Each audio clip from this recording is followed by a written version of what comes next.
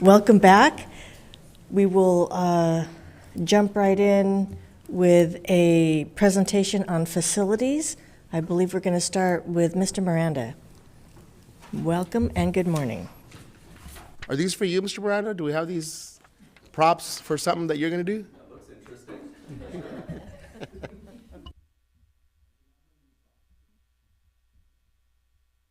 Good morning, members of the board, Superintendent Baker.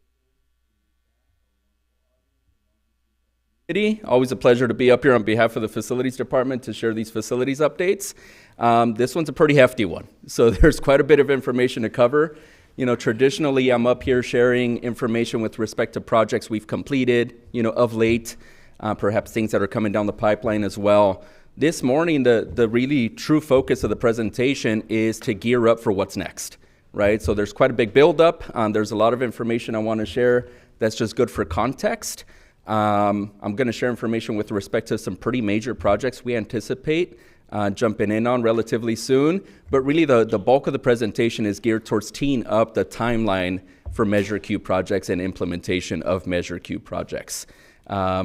We're also going to touch on a few other things just in anticipation of potential questions on local hire practices and next steps in that regard, and of course on sustainability, which is a topic we really want to cover going forward as part of every facilities update. So we'll keep the foot on the gas on that particular effort as well. So first and foremost, this is a topic we've addressed really for the better part of the last year and a half, if not longer, and that's our facilities master plan. And that's really at the crux of what we do in the projects we're about to embark on for the next 5 to 10 years or so, if not longer. So, of course, we embarked on this effort with the help of an architect who helped us develop the master plan, which I often call a roadmap for capital improvements. Districts are really tasked with setting about and completing a master plan every 5 years or so. And we've been on that trend as well, just here in Long Beach Unified. So we do, in fact, have that roadmap. The roadmap for us, in particular, resulted in a full comprehensive report, which the board adopted last summer, that included the 10 project priority categories you see before you. So I won't address every one of them. We've touched on them from time to time as we progress with facilities updates, but I will address a handful of them. And more so because it's probably the larger of the 10 project priority buckets. So facility enhancements you see right up at the top, really that's one that I would go so far as to call school modernization, right? So we've modernized quite a bit, we've done quite a bit as a district, but we know there's still additional work to do across a number of campuses in the district and across every one of our grade levels. So facility enhancements would include things like major modernization efforts. It would also include things like accessibility updates, which is a comment that we've heard via our stakeholder engagement processes as well. Transitional kinder, pre-K instruction, we've been working on quite a bit as a district, but we know it coincides with our facility enhancements, right? We need one to do the other and to do so in an effective manner. So TK improvements and expansion of TK with respect to building facilities is a priority that was also identified in the master plan. Wellness and green space is one that comes up quite a bit, so via our stakeholder engagement, but also via the master plan exercise in and of itself. That category, or that bucket as I call it, can mean a number of different things. So one, it could be really the establishment and creation of just wellness spaces altogether on each respective campus. With respect to green space, though, that can mean a number of different things. It can mean play space, it can mean space for athletics in terms of just synthetic surfaces. For us, it also means the removal of portable classrooms. We know we have a big delta in terms of enrollment versus capacity, as we've dipped in enrollment as a district over the past couple decades. And green space is an opportunity for us, right? So as we remove portables, there's good opportunity for us to repurpose that existing space and create green space as a result. So that's an absolute priority. Sustainability's come up quite a bit over the course of the last couple of years, and it came up via our master plan as well. So sustainability is something that's going to be embedded really as part of every one of our project efforts. So when I say wellness and green space, facility enhancements, TK projects, there's going to be sustainability components built into every one of those endeavors along the way. And then, of course, media centers is another one I want to highlight, and you'll see a sample one pictured later in the presentation. But we know these spaces have just changed or should change over the years. You know, no longer are we accustomed to going into libraries and seeing just book stacks galore across the entire space. It's more of a gathering space, a space for kids to be able to work on projects and just work together and collaborate. And the space should be inviting to be able to do so. So all that really just to highlight the categories to tee things up this morning. I mentioned engagement a couple times during my opening dialogue there, because there was quite a bit of it. So some of it was in the form of a planning committee we established, but we also had different focus groups for each respective subcategory, I call it. So we had a specific group that we met with a number of times just to talk sustainability. We had a different group we met with just to talk furniture efforts going forward as well. Quite a bit of participants. Any one of those endeavors and efforts and committees included students, parents, teachers, just various stakeholders in the community, just so we could get the different perspectives and set forth the priorities we just talked about. With respect to just stakeholder engagement, we went much further than just setting up those committees in town hall meetings and so forth. We also went the survey route, right? So just in our deepest and most sincere attempt to reach the larger group within our school district, we went the survey route, and that was actually our largest endeavor, right? So we secured 400 responses just via the survey for the master plan. If I remember correctly, it was somewhere in the neighborhood of 200 responses just with respect to furniture efforts as well. So a lot of touches on the master plan engagement efforts as well. Most recently, so really at the start of this calendar year, we set up a meeting, a community engagement meeting, just to bring it all full circle and kind of tie that final bow on the facility master plan efforts. Pretty well attended. I think there was 40 to 45 individuals in the room. We had 2 board members in the room as well, Ms. Craighead and Ms. Lopez. So thank you for attending. But again, another one of those opportunities where we heard from students and various stakeholders, parents, community members as well, really just circling back on helping us do what I often call prioritize the priorities, right? So we have those priority buckets. Where do we go next? Where do we start, right? Where's the areas of absolute emphasis? And you see a couple bullet points noted there because there were a couple common themes, not just that evening, but that also coincided with our facility master plan efforts. In particular, facility enhancements, the green spaces, and the media centers. And again, with respect to facility enhancements, what we heard loud and clear that particular night, accessibility concerns and how are we going to address those as part of our efforts going forward. So here you see just a summary slide, right? Over 650 touches on our facility master plan, which we're pretty proud of. That really allows us to have an informed decision going forward in terms of which projects we embark on and how we set up the roadmap for specific improvements at campuses as well. Next, we're going to shift gears and go slightly into, and it ties right in, right? We're also going to start and lead with engagement, but we're going to start talking about one particular large project that I'll go so far as to say checks at least 7 or 8 of those priority buckets, right? And actually the next project I'll tease as well does the same thing. And I should note at this point, I'm strategically going to pause at least 2 or 3 different points of the presentation versus just waiting to the tail end, because I know there's going to be questions and comments, and I want to secure that feedback, of course. So with Pauley High School in particular, this was a project that was already earmarked and is currently earmarked for Measure E modernization funding. So we have a set aside of dollars for our traditional Measure E scope of work, which is air conditioning improvements, modernization type improvements, different finishes and cosmetic type things we do across every one of these campuses. What we knew just internally as a staff and what we really know as a district is that particular campus needs quite a bit more, right? So when we took stock and we went through the facility master plan, quite frankly, even a little before the master plan efforts, that one was jumping out to us from afar. We thought as we approach Pauley and its particular timeline, we may need to take stock once more and just determine exactly what we're going to do at that particular campus. So we took a similar approach in terms of the overriding big district facility master plan and developed what we call a site-specific master plan for Pauley. So we engaged the services of a different architect. That helped us in many regards, right? Just a large firm who does this on a regular basis, but it allowed us to just laser focus on that particular campus with the one firm who, again, does this on the regular. So with the help of the firm, they led us down a path, and I have a handful of bullet points here as well in terms of the different engagement type strategies and sessions we hosted just for Pauley. So one, site visits, right? That's often where we start and what tells us, right? We need to see things firsthand. Took a small little team out there and just physically walked every building on the campus to see its current condition, attempt to identify and match things up with the facility master plan in terms of identifying lifespan of certain building components and just other elements on that particular campus. And it told us quite a bit, right? So it kind of reaffirmed yes, let's take that deeper dive and truly identify what Poly needs. We met with a number of focus groups. I think it's at least 10 different focus groups, and by that I mean the various different department folks in the district.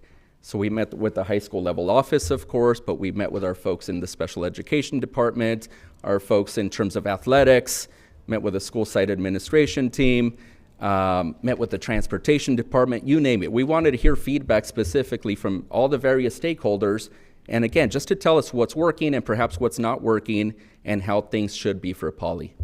We set a planning committee, and that's actually what you see pictured there. So you see a number of students in the room, you see a handful of parents, some teachers from that particular site as well. Held a number of different meetings on site, and the architect helped us embark on a number of interactive exercises, which was pretty neat. You'll actually see the result of some of those exercises pretty soon here. But really, the task of the planning committee was to help us re-envision what Poly could be, right? So if we had a blank slate perhaps, maybe if we had a blank check, what could it truly become, just so we fully take stock of all the needs at that particular site. And it was very telling, is what I would tell you. We went the survey route here as well, because again, not everybody can attend these stakeholder engagement sessions in person. We thought, let's get as many touches on this particular effort as well. And then we closed the loop with a town hall meeting on site in the auditorium as well. Pretty well attended. Architect did a good job of just teeing up the discussion points and the various exercises and things we set forth for this campus master plan. And we did capture quite a bit of additional feedback even on the tail end of those engagement efforts, right? Just minor modifications to our overall game plan that ultimately resulted in a recommendation that I'll share today. So here you see a side-by-side of Poly, just kind of bird's eye view, aerial view on your left. And what you see on the right-hand side is one of those images. It's really a picture of a model that we took of. It's what those students and staff members were huddled around in the auditorium that particular day. And those are just puzzle pieces, for lack of a better term. So it's the students and staff members and so forth just playing with the different puzzle pieces to reconfigure the site. Perhaps, identifying along the way, this would be a better placement for this particular building. Maybe we should have closer proximity of band and drama to the auditorium. Perhaps all the athletics want to center themselves versus the academic spaces, right? So really good dialogue, but these particular efforts helped us get there just in a faster way, quite frankly. Here you see the highlights. So one, we have a game plan that we all feel pretty comfortable with, which is important for us. So we know we've embarked on large-scale projects before as a district. The one that comes immediately to mind is over at Jordan High School, right? So we've had quite a bit of improvements over the course of the last decade or so at Jordan. We still have quite a bit of work to do over at Jordan, so we're really geared up towards preparing for the next phase, which is some work on the track and field area, the gymnasium, and the aquatic center and locker room buildings as well. But when all is said and done at Jordan, we would have been there for the better part of the last 12 to 14 years, right, which is a long stretch of time. There's pros and cons with that. So on one hand, it allows us to just address other project needs across other campuses in the district, because we're not putting all our eggs in that basket per se. So from a staffing capacity, a bonding capacity, and just funding availability capacity, it helps to just kind of phase the project in per se. On the other hand, it does cost more, right? So as we push projects out and phase projects out for 10 to 12 to 14 years, that means that project that happens in year 6 or year 8 or year 10 is costing quite a bit more. So I say all that because as we engaged with Poly High School and the high school level office and a number of other folks, we said, look, we're excited about what Poly could become. We really want to invest heavily in this particular effort going forward, but is there a way for us to do this faster, right? So that was really one of our largest charges going forward, and there is.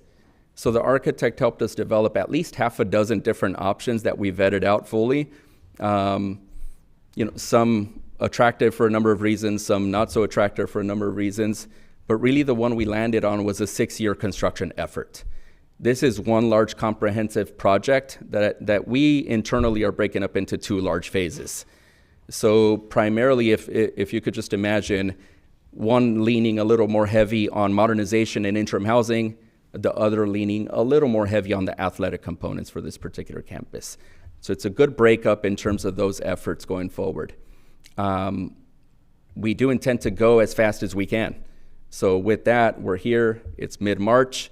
We would go full scale into design efforts with our architects and engineers next, and just start designing and engineering every one of these endeavors for Poly High School.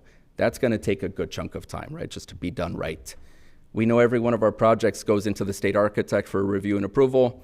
That takes a good chunk of time as well. And then of course our bidding efforts take a good chunk of time.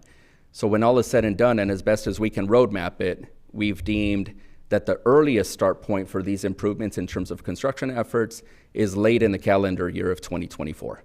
And again, that's us going just as fast as we can, starting right now.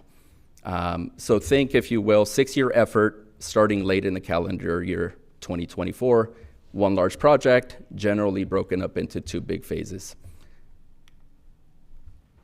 Here you see one more slide, and then I'm going to pause at this point just to get some feedback with respect to the engagement efforts, the master plan, and Poly High School in particular. So again, just another bird's eye view, side-by-side images in terms of the before and after images. You generally see things broken up by color here. Apologies if that's troublesome, Dr. Benitez, but I'll walk you through it. So, and again, perfect, thank you. So there's a few things that should jump out to you, right? So there's a few buildings and just different functions on the campuses that will now sit in a different spot, right? So softball field gets relocated from one particular end of the campus to the other end of the campus, just to better coincide with athletics and take advantage of perhaps like a shared large outfield space. And we could get into those specifics down the line in terms of what do the fences look like, are they temporary in nature or permanent? And again, that's just for down the line conversations. But you do generally see a couple things here. One, in yellow, kind of to the left side of the image, I'll say, for the after slide, you see what we would deem the phase 1 work.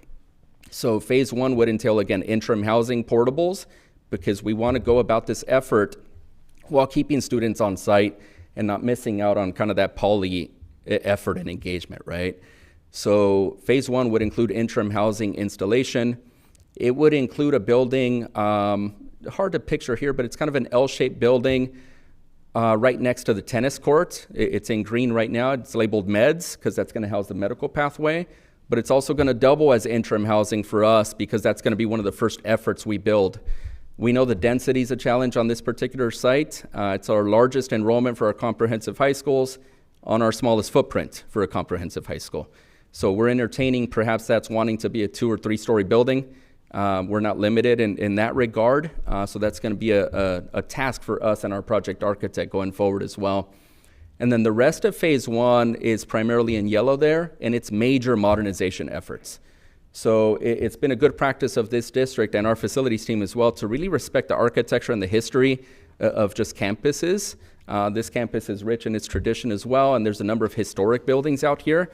So those would not be easy efforts to undertake in terms of demolishing and rebuilding those buildings, nor do we want to go down that path. So we're going to go down the path of major modernization, quite a bit of large-scale internal reconfiguring of those spaces, just to have right-sized classrooms going forward in any one of those buildings in yellow. The yellow category also includes the library, so we would just reimagine that space in a very major way. There's an image down the line in the presentation I'll share that I think is going to coincide better with that particular space. There is one building pointed out in that yellow phase that's actually not touched in this effort overall, and that's the auditorium. And that's only because we recently embarked on a major modernization of that particular space, and it's looking really good. As we shift gears towards the later phase for this campus, and if you really take a deep dive and a careful look at the before and after images, you'll see a number of buildings get demolished. So there's a number of buildings that are just way end of life. It would take quite an effort and quite the price tag to modernize those in a major way. And we took a similar approach with Jordan High School, right? So there was a number of buildings on that particular site where we just made the conscious decision to demo classroom buildings and rebuild. And that's really what we're looking at for what I would call the second half of this campus. So new gymnasium facility, new aquatic center to coincide and match up with the scope of work at the other comprehensive aquatic centers that we're about to embark on. You also see a couple of additional classroom buildings kind of sprinkled into this effort as well. I mentioned drama and band. We want to bring them within closer proximity to the auditorium. It just makes sense. This effort does lead us down the pathway I teased earlier, which is kind of shifting the academic functions mostly to one end of the campus and the athletic functions primarily to the other end of the campus. There was one particular effort that came up via our planning committee in our town hall meeting at that, where I think it was a staff member at Poly said, look, wouldn't it be cool if we had what we can call an athletic plaza, kind of a signature piece that leads us into that effort off of Jackrabbit Lane. And that's what the architect's going to be tasked with developing for us. So again, large-scale effort, 6-year construction effort, interim housing on site just so we keep kids there. The secondary purpose there is it does allow us to keep going forward on other improvements at other school sites with respect to Measure E and Measure Q. So while it's a large effort within that 6-year stretch, it doesn't preclude us from still embarking on additional improvements on schools that need these improvements as well in other parts of the district. Probably a good point to pause here and just field some questions or comments on Poly's transformation or anything else I've shared so far this morning. Colleagues, Mr. Miller. All right. Well, first off, good morning. And I must say, you look quite dapper today with your lanyard. Your lanyard's fantastic. What does that say on there? I was just curious. You know, USC Trojans. Oh, great man, school. it is. It was just a quite dapper lanyard. I'm sorry, I'd be remiss if I didn't recognize your lanyard first. Great observation. So you were talking about the construction that's going to occur at Poly, which I know is going to be a touchy subject to say the least, because it's obviously a much needed facelift for the campus with the lifespan of the campus. But there's also, like you spoke to already, a very historic component, not just to the Long Beach Unified School District, but I'd say the entire city of Long Beach. You know, this is the home of scholars and champions, as I've heard all too many times in my household from my mother and father and every other cousin I got, right? And you spoke to the community engagement that has already occurred regarding the location of the building.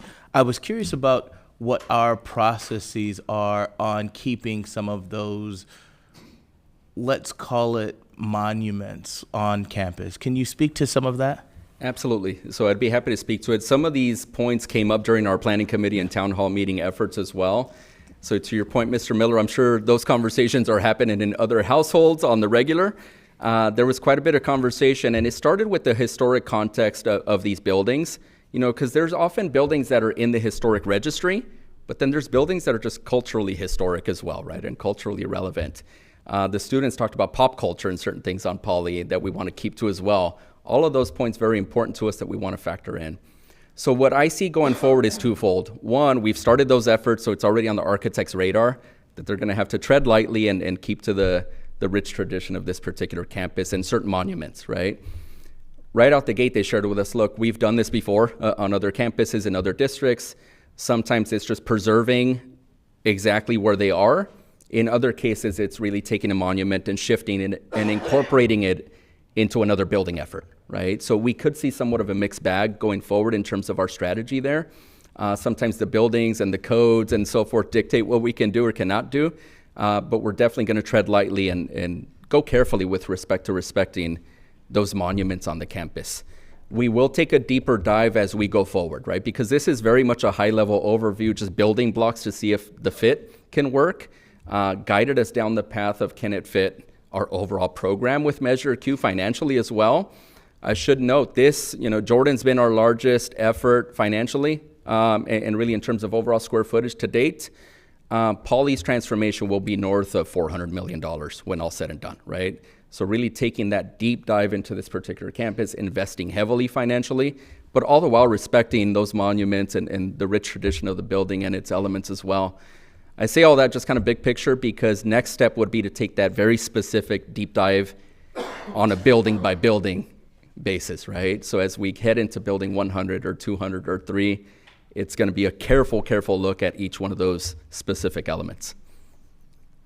I appreciate that. Thank you. And then as you've already given us the dollar amount, can you also confirm the square footage of how much additional square footage we'll be adding, movement, et cetera? Actually, I don't have the specific square footage in terms of new construction versus modernization efforts. It's almost half and half, like 50-50 in terms of modernization in a major way versus new construction efforts. When all said and done, we're north of 300,000 square feet on this particular campus, though. So large undertaking, for sure. Thank you. So, good morning, and thank you for presenting Poly's transformation. I think it's long overdue, so I think the Poly community is going to be very excited. And just to clarify, the modernization efforts include the landscaping of the campus, is that correct?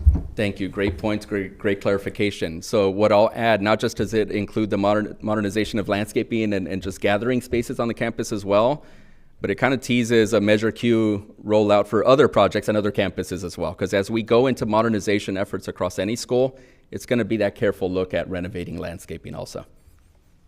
Thank you. You don't need to apologize for the lanyard. I think it's going to be that kind of day today, Mr. Miller. We're starting off just right. Yeah.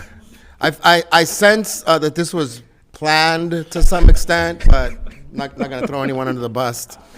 Mr. Miranda, I appreciate the reference point of Jordan, because by you and your team's own admission, that project took a long time, right? And if we're thinking that took 12, 14 years and still not completed, how do we go from a project like that and then cut the time almost by half, right? And I'm going to use your phrases. You have a few phrases I'm going to use today. Foot on the pedal, right, with the gas, and then eggs in one basket. Mm-hmm. So given that the way you've described it, it's going to take a lot of energy, time, resources in general, but then to cut sort of that time down to 6 years, can you talk about how this doesn't necessarily, if I'm correct on this assumption, take away from us doing other stuff in other parts of our district? Because I know some community members are going to be like, wow, 400 million's going into this, great for Poly. What about the other schools? And I know you're going to talk about Washington next, kind of the same sense from, does this mean that we stop projects in other parts of the district? So sort of walk us through, how do we get this down to 6 years and make sure that this doesn't extend to 10 to 12? And then also the sense of, is this the only thing, and not to minimize or trivialize, because these are major endeavors, that's going to be happening across the district? Great question, and I'm sure folks are curious about that very thing, including even our team members, right? In terms of the facilities department, they've all been itching to see this presentation. They're watching on YouTube right now back at the office because they want to know what those projects are going to roll out to look like. They also know what we all know, which is there's other needs across other sites in the district, right? Major needs. So we want to continue going down that path.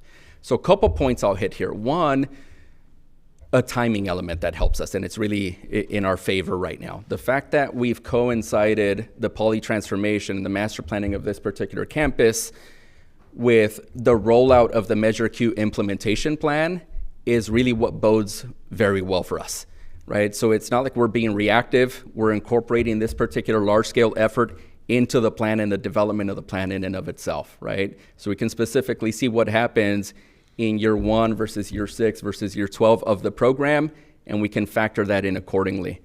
The interim housing piece is another large factor, though. So when we consider the pros and cons of interim housing on site during construction versus going off site, for one, there's no one particular site that could hold the entire student body of Poly. We'd have to go and spread that out across 2, if not 3 of our interim housing locations just to make it work. And there's a lot of logistical challenges, school culture challenges, supervision issues, just things that would come with, right? Interim housing on site, though, and this is kind of my long-winded answer to get to your question there. The interim housing piece in and of itself is what will allow us to continue on and keep the foot on the gas on other improvements at other sites. If I had done or gone the interim housing route for Poly and kind of took up our interim housing footprint across 2 or 3 locations, I would have had to push a number of additional modernization efforts on pause, right? So they would have been waiting in line for Poly to come in and out of those particular locations before we can embark on those efforts, right? So a couple of different things, just kind of my different way to answer that. 1, interim housing based, 2, just timing based. The fact that we're starting right now, kind of day zero in terms of Measure Q implementation, allows us to map out the program so we can sprinkle in really quite a few additional projects along the way. There's a third layer I'll add, and then I'll close with this piece. Just from a bonding capacity, staffing capacity, as we set up the program here on day zero, we always do our best to try and level out the program so we don't have large peaks and valleys in terms of our building efforts. And that helps us. It helps us keep to a good quality staff and shift folks from project to project for efficient and effective oversight. We try to not have a handful of peak years because we want to embark and go hard and fast on Poly and other improvements and Washington improvements. We will have a 3 or 4 year stretch where we're going, well above the peak, I'll call it, but we're okay and we're ready for that. Anything else on Poly before I slightly shift gears? Yes, Frania. Just by looking at the map on Poly, I'm just imagining how much it'll explode in students wanting to join Poly, even more so than it already is. And also their field looks really nice. I didn't know they had such a nice field. And when I hold my student tours in Jordan, they get really disappointed when they see our field because it's just dirt with spray painted lines. Even though poly students will kind of suffer from the noise, because I remember when the construction first started, at least for the building next to the science building in Jordan, we would hear rattling all the time and things would fall off when we were in class. But I mean, they're gonna look amazing, and thank you, good job. That's great nice. Observations from our student board member, right? And you alluded to another project, because I mentioned the auditorium, which is one of the few buildings that's going to be untouched as part of this large effort. The only other part on this campus that's going to remain untouched is the synthetic turf track and field. Again, because it was just done a couple years ago, right? But I like that she noted just how the building transformation can shift kind of the culture as well, because we've seen that happen at Jordan, right? With those building efforts, we heard it from students firsthand. There's that desire to now attend the school, and that would be an ultimate goal of ours as well. Yeah, I've also noticed that in Choice Fair, because I've been in 2 Choice Fairs now, parents and students are more interested, especially after site night when they came and visit our school. They're like, wow, Jordan looks really nice. I'm going to consider going here now. Because before they had a negative perception of the school, especially with the reputation. But with the new construction that's been going on and the renovations there, they're really looking forward to joining. And especially with our site night, seeing the performances and all we had to offer, they're more willing to join our school. And wow, Poly is going to be amazing in that regards. That's great. And stay tuned for additional information on Jordan and its next phase here, deeper into the presentation. Frania brought up another really good point here, and I just wanted to make sure that we highlighted that in regards to the comparisons between this construction and construction schedule to Jordan, where fortunately and unfortunately, we had the opportunity to do construction over the umbrella or under the umbrella of COVID. So a lot of the classroom disruption piece that she brought up actually wasn't much of a factor, where we weren't hearing kids coming to the board meeting saying, hey, I'm struggling with the bulldozers, and these are things that weren't necessarily a concern. Knowing and praying that is not an issue during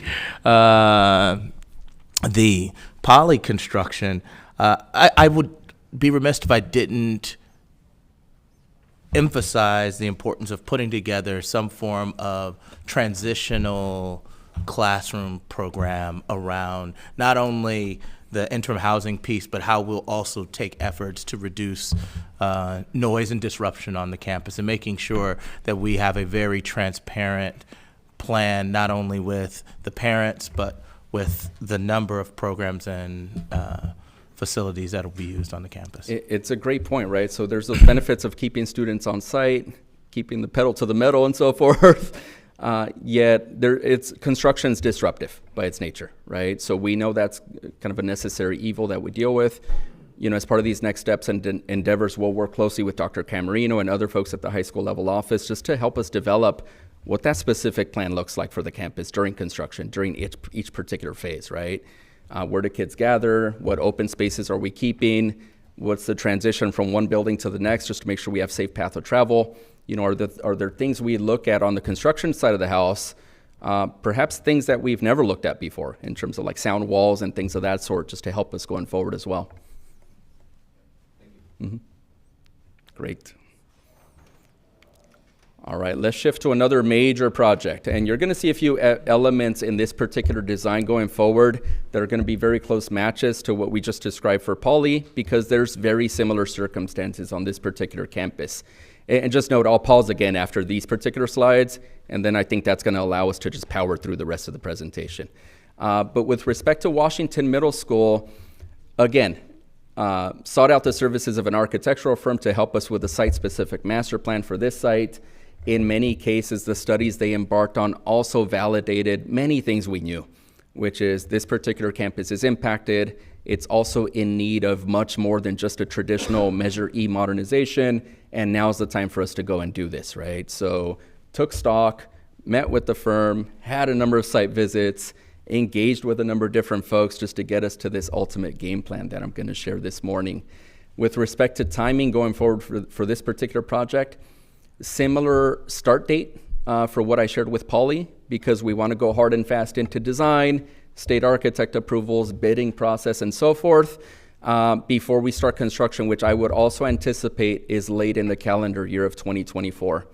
The major differences, two major differences for this particular campus effort. One, it's a smaller campus, so it doesn't have the Poly footprint. Still, it's a large effort nonetheless, right? So this would be roughly a 3-year construction effort. It might be a little bit less than that, but we're likely looking at a 3-year effort of interim housing offsite for this campus, because we wouldn't dare, a mid-year move or something of that sort, right? That's going to be much more disruptive, and we're trying to minimize that as best we can. So we've worked very closely with Dr. Lund, the site administration, just a number of different folks to develop this early game plan, I'll say. It's also going to be very high level, and I'll share it in a minute or two. So you're just going to see large building blocks and what could be before we take that deeper internal dive for the specifics. So again, key differences here: 3-year effort for construction, large transformation of the campus as well, interim housing offsite over at the Butler location for Washington. So here I just want to briefly walk us through the before and after for this particular site and how we landed and why we landed where we did. So you see a number of things just via this image here, and this is more of an architectural rendering of the bird's eye view, kind of aerial view. But you see a few things, or I think you see a few things. One, it's just building on top of building on top of building, not much in the way of open space or green space.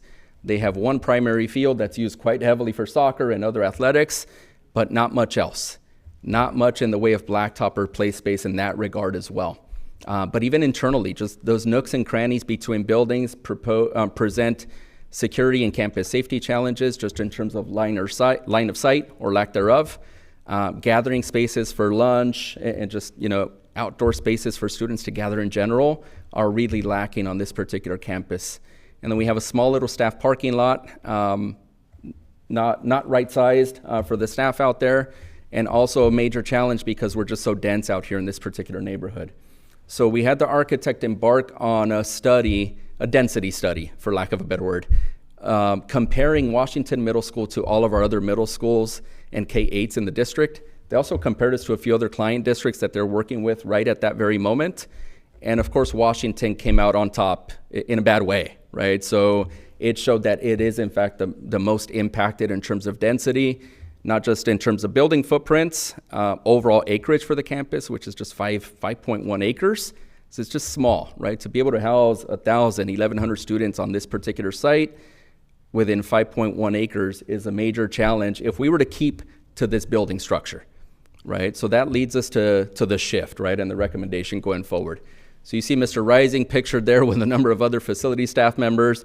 You can't see Dr. Lund, but he was in the room with us that day as well. But again, we just played with different puzzle pieces on what could become with this particular campus. There was one constant for us in terms of the design endeavors for this site as well. So just like we talked about the historic nature and architectural elements and history of certain monuments and so forth on Poly, the same goes for our major core building at the entry point for Washington Middle School. Very cool architectural elements and feature as you walk into the lobby and main office. Historic building in nature. We would actually work very closely with Long Beach Heritage just in terms of preservation and telling that story going forward as a district. We had recent dialogue and teased with them that these major projects are coming and that I'd be presenting on these very projects this morning as well. So they're pretty excited going forward also. But again, just an effort to try and show us where could we go for Washington's transformation. And you see a couple things pictured here, and I'll walk us through each of the specific elements. So one, down at the bottom, kind of highlighted in gray, is that core building I talked about that serves as the admin space, houses a number of classrooms. It actually has a basement that sometimes is usable space, sometimes it's not, because it's just, it's dark, it's small, and it needs a major overhaul as well, as does the entire building. So we started from a place of let's keep this particular building because of its historic context, but let's modernize it and reconfigure it in a major way. When we went down the path of exploring what that could look like, it resulted in these longer, skinny, kind of narrow classrooms, which of course are not conducive to be good learning spaces or teaching spaces. So we said, okay, what else can we do there? And that's when the architect proposed adding in that little orange block you see on top of that building, which is basically an expansion of that building, right? So picture, if you will, here's our footprint. We're gonna demo one end of the wall and just build on and add on to that particular space, which will now allow us to reconfigure those spaces internally to be right-sized classrooms going forward. That particular building is not enough to house the entire student body on this site, so we would propose adding in a new 2-story classroom building, really to give us the total number of classroom spaces we need for Washington. We would also demolish, and I'm glad you could see it on this particular image, kind of those ghosted in images in the background, right? You see those buildings that currently sit out there. Every one of those buildings outside of that building at the front entry would get demolished as part of this effort going forward.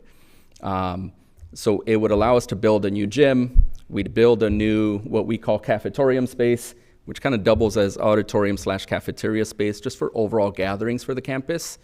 But you see just the space that opens up between the buildings gives us good lines of sight for supervision. It opens up quite a bit of the campus for gathering spaces going forward. And really checks that box for us in a major way. You probably took note of the fact that I just plopped down a building on top of a parking lot, so I've got to find that space somewhere out here. Where we're proposing it is really on the first level of that field, and a field built on top of a parking structure. So that allows us to solve a major challenge on this site, which I've yet to address, which is topography. So, and accessibility, right? So if you're on that top layer of the campus, which is where generally the buildings sit, you have to traverse down quite a ways just to get to the blacktop space, and traverse down quite a ways more just to get to the field space. So the field on top of the parking structure actually helps us solve this density issue, find a home for parking space, but also solve that accessibility and topography issue on this particular site. The budget for this particular project is a little north of $150 million. So large undertaking again, kind of stacking the deck. And I'm starting to tell the story of Measure Q implementation plan before we get to those slides. But I wanted to lead with these particular efforts because they are the largest efforts in the plan. Any questions, comments, observations on Washington? Mr. Miranda, did you have, I'm sorry, I'm jumping ahead here. So this is one of those things that is great, but has some potentially indirect consequences here. And I want to talk specifically about the neighborhood, the Washington neighborhood. This is a neighborhood and a school community that has expressed for years now feeling neglected. All right, not just from our school district in terms of the school, but from the city, right? And I can speak openly about this because the city has put forth a lot of efforts, community partners, the residents there themselves have put in so much effort, particularly over our pandemic, to do community building, because as you expressed, this is a very dense community, high levels of poverty, disproportionately impacted by COVID, issues around safety, the infrastructure there. We talk about parking, lighting. This is one of our neighborhoods in our school district where the school has truly played a major role in that community's community building efforts. I mean, we have Saturday events going on there, Dia de los Muertos, just a lot of community stuff.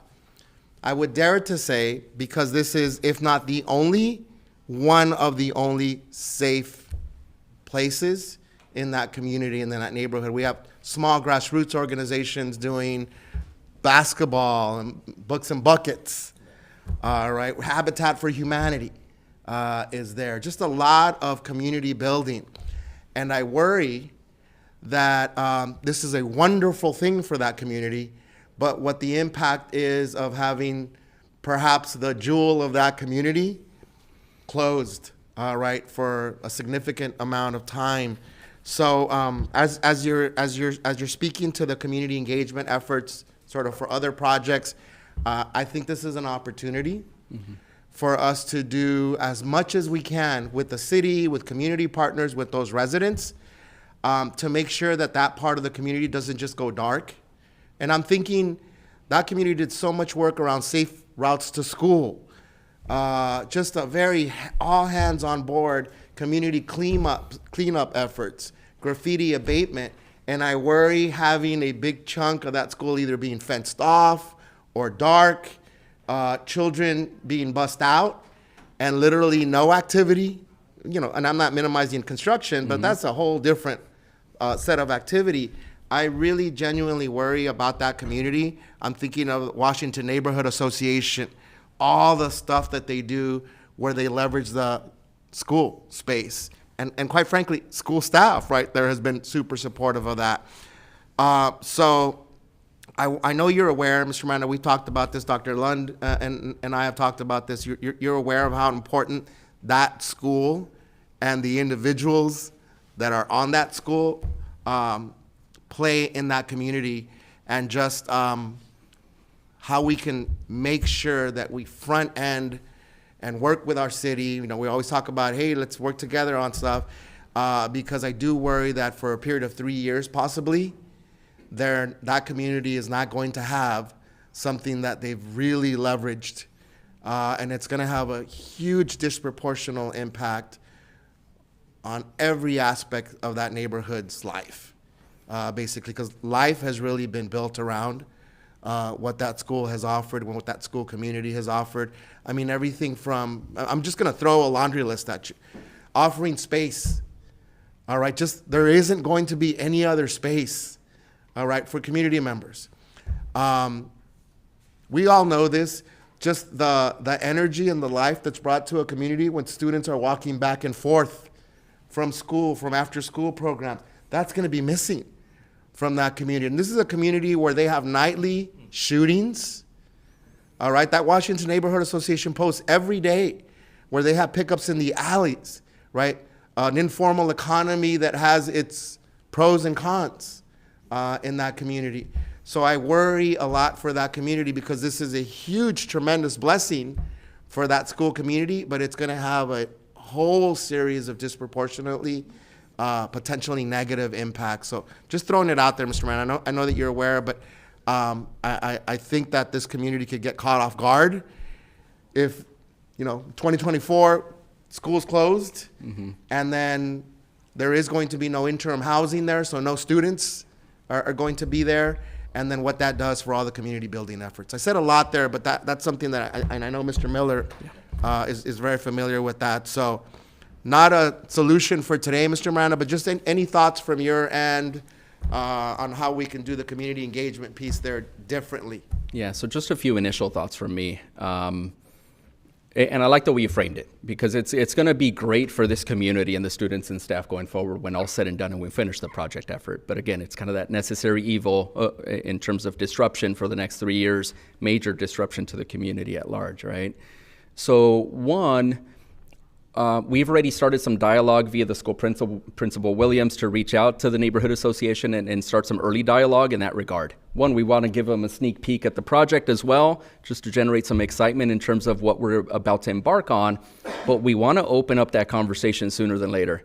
And I say that because that's one particular project where I will kind of raise my hand and white flag and say, I'm going to need help, right? So help from Dr. Lund and his office, help from all of our community partners in terms of how we get through that next 3-year stretch together. Because that's one where, perhaps David and facilities team might need a little help going forward, for sure. Like, for instance, is there any way that certain parts of the campus can remain accessible and open, right? Just throwing stuff out there. Yeah. And I don't want, you do your job, Mr. Miranda, but I'm coming from a sense of between now and 2024, it goes by really fast. Yes. And I worry that this community is going to get caught off guard. And I'm glad you mentioned that, because even to prep the board and the public at large, you're going to see a couple large-scale contracts come your way in the next month or so. One for an architectural agreement, so we keep the foot on the gas in terms of design efforts.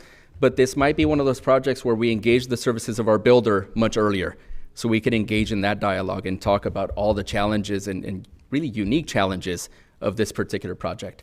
On one hand, we're limited, again, 5.1 acres.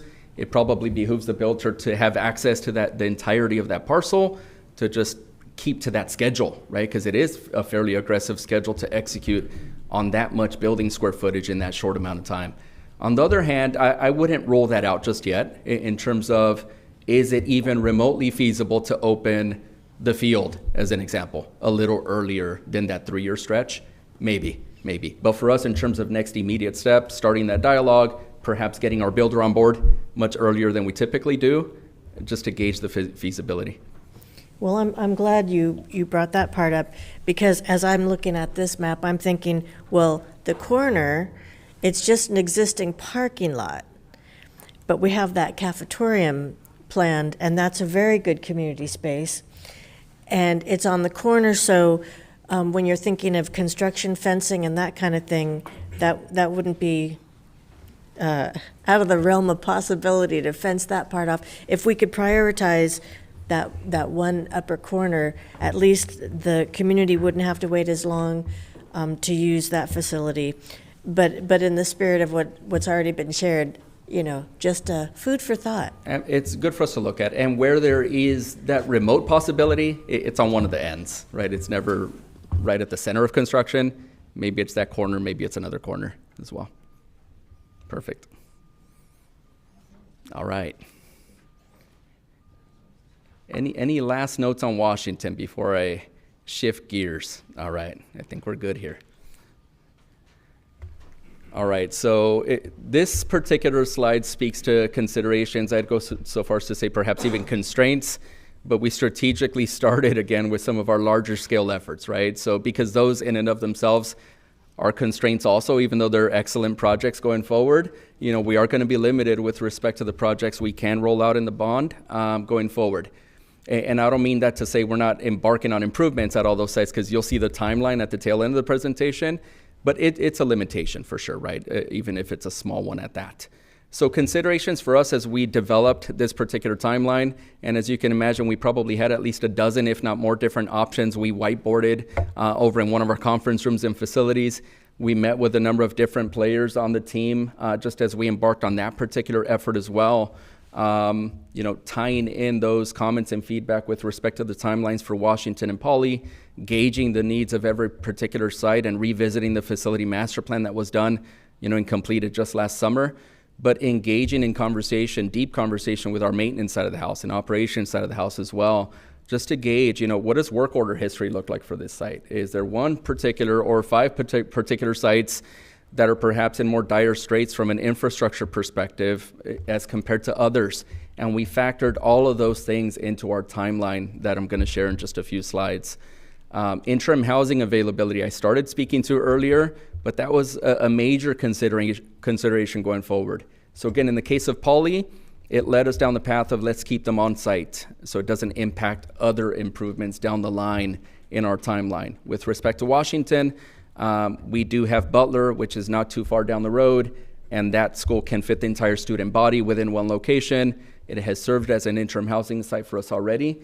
And actually, because the Butler site within our timeline for Measure Q is going to be used quite heavily going forward, by that I mean Washington's going to use it first, but then it's going to get used every single year within our Measure Q timeline for the entirety of our program.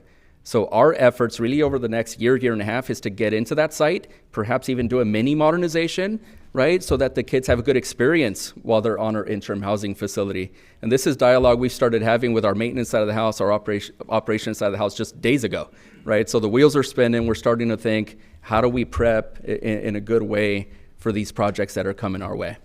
Of course, staffing capacity, bond capacity are issues and considerations as we roll out any program. You know, unfortunately, there's always going to be the schools we identify as first and second and third, and the schools that are identified as, 15th and 16th and so forth, right? But it's been a good, well-concerted effort and well-intended effort to lay out the timeline I'm going to share with every one of you. And then, of course, bond issuance. And this is important for us even in consideration of an item that's up for board approval tonight, right? So we have on this very agenda the next issuance of Measure K funds, the next issuance for Measure E funds, and the first issuance of Measure Q funds. All of those against considerations going forward as we roll out a game plan. Another consideration is the Measure E timeline, right? So we know that just a few months back, we re-baseline Measure E just to redo the timeline and shift things forward in a good way. So air conditioning improvements continue to be of the utmost priority to us. In many cases, we've bumped projects up 1, if not 2 years, just to be able to execute and deliver on those projects sooner than later. And again, you've seen this slide, the community has seen this slide. This slide coincides with what we show on our bond website. So all of our timelines have been updated and those ducks are in a row. I show this slide really just to share, we have our work cut out for us over this next 3 to 4 year stretch. So keep that in mind. And then shifting gears, because I want to highlight this particular category, and I'll share a few images on what this looks like, just to give you a visual. So I think we've all grown accustomed to our Measure E program and speaking to HVAC modernization projects. Often our projects are titled HVAC modernization, because HVAC is the absolute priority, but we address other building needs along the way. Here, and it's funny, we started playing with this term internally and calling projects HVAC plus, and now we've just run with it. So we're sticking to the term. It's kind of helped us just stay engaged and be on the same page with respect to what that is. But I owe it to you and owe it to our community to describe what that is. So again, I'll tie in what it is. I'll show a few images and just kind of walk you through. And actually, let me bring your attention to the first slide I shared, which was the Facility Master Plan 10 project priority buckets. Because in a nutshell, a lot of that is what the plus category is, right? So there was a number of project needs identified within the master plan as priorities for all of our various stakeholders.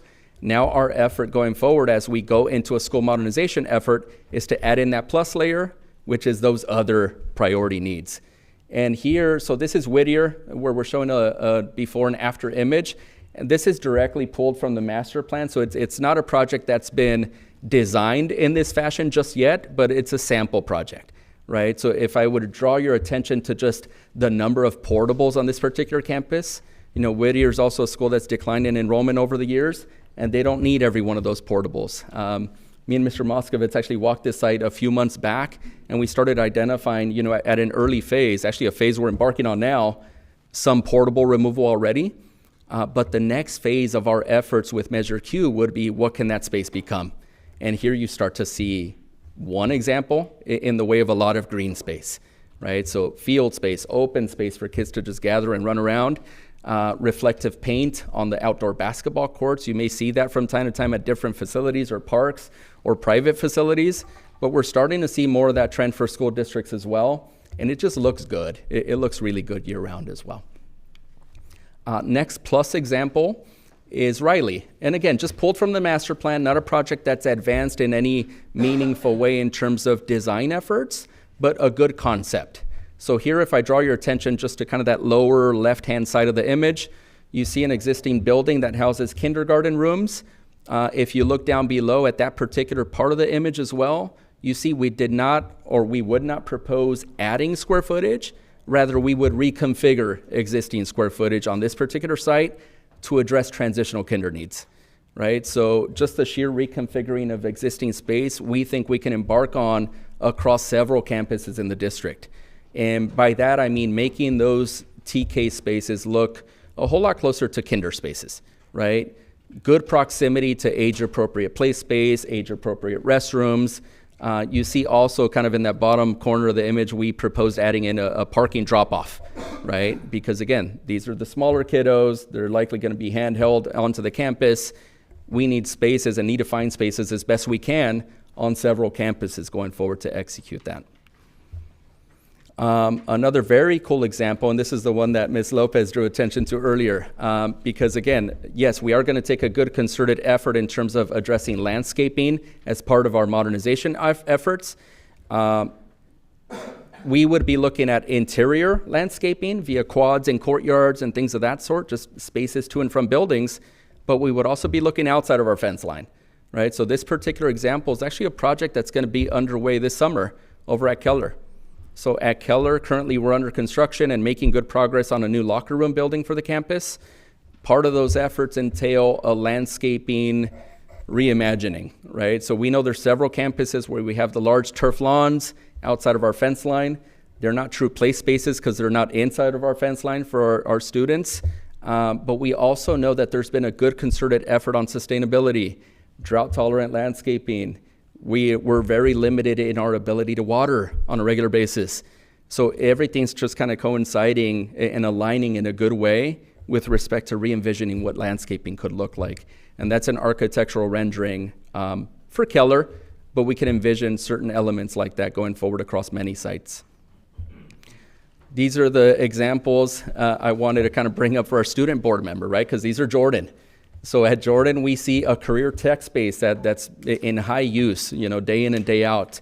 We see the media center that was updated in a major way and kind of address what I talked about earlier, which is eliminating not every book stack, but a good number of book stacks within the interior of the space and creating gathering spaces, conference rooms, just spaces for students to project their work and work together. Our hope would be as we go forward across several campuses to make them look more like that. Right, so we're about to embark on a modernization project at Millikan. We would envision adding in that plus component to that effort, right? Just to start embarking on this type of work on projects that are currently in the pipeline. And then you see a couple more here, and then I'll shift gears. Campus safety, right? That was another project priority bucket in the master plan. We're making good progress on our pilot project across 4 campuses in the district. We're actually almost done, but we'll gather some initial feedback from those users before we go just full scale and look at campus safety improvements in the form of electronic door locks across the district. The last one you see pictured here is just Muir as an example. A lot of portables on this particular campus as well, lots of bungalows, and we've often looked at this site and perhaps half a dozen, if not a dozen other sites that can benefit not just from a portable removal project and creation of green space, but rather portable removal and addition of a new 1-story or 2-story building just to address other campus needs on this particular site. So all of that to lead in to our proposed timeline going forward, right? And I truly mean every one of those things I just described for the better part of an hour factored into our development of the Measure E and Q timeline that's before you this morning. So a couple things I'll address. I will not go line by line, but I'll address some of the highlights here. So one, I shared just a short while ago the Measure E timeline, which was re-baseline, and we're addressing in a more aggressive fashion, which is great.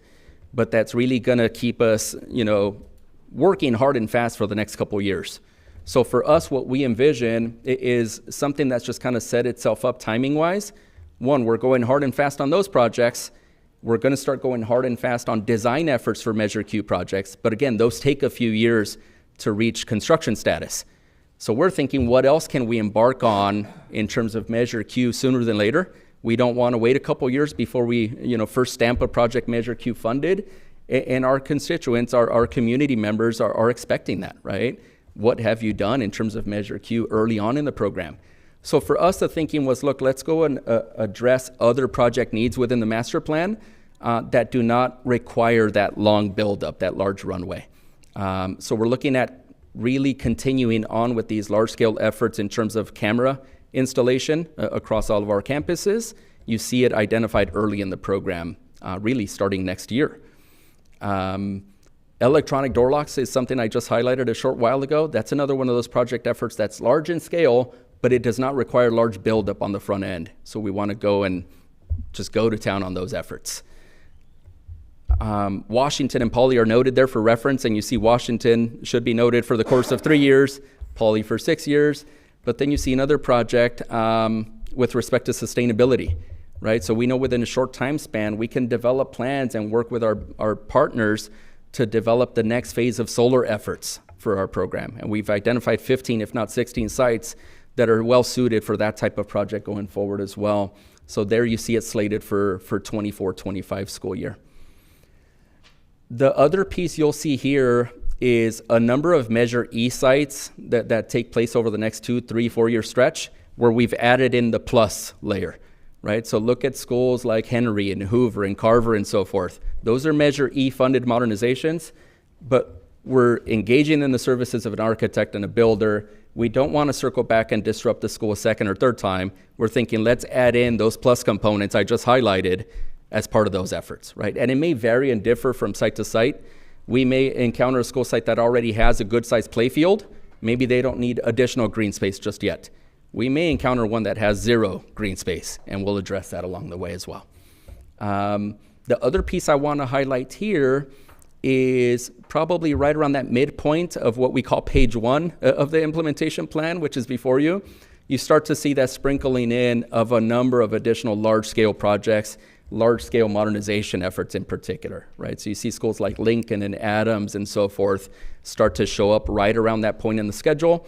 That's been well thought out. It's been in consultation again with our maintenance side of the house in terms of useful life of those systems that will get us to that point. But it really factors in staffing capacity, bonding capacity, all these other things that are going on that have been in the hopper for some time. The second page, we often refer to this one as page 2 of our implementation plan. Don't know why, I think it's just because it fit on page 2. But it really shows a few other things I want to highlight here. One, you see the continuation of modernization efforts across each of the respective schools that were not part of the Measure E program. So it's our attempt to hit every campus. In that attempt, you see some of what we call the newer builds, right? The schools like Nelson and Newcomb and so forth. The thought there is we don't want to leave them out of this timeline. Yes, they're newer nature. They may not have those, they likely do not have those major needs that some of our other campuses have. Yet, our state facility program really deems a school eligible for state modernization matching funds at that 20-year mark. Several of those schools will hit that 20-year mark. So it behooves us to just add them on the schedule at this point in that regard. Perhaps they don't require a major modernization or a large-scale budget, you know, like in Lincoln or in Adams would, but they might still require new improvements in the form of controls or systems to make us more efficient and in line with whatever we might be doing on the operations and maintenance side of the house at that point in time, right? So we included them on the list in that regard. The other piece you'll see on this list, and it shows up over the course of 6 years, I believe, and it says various site projects.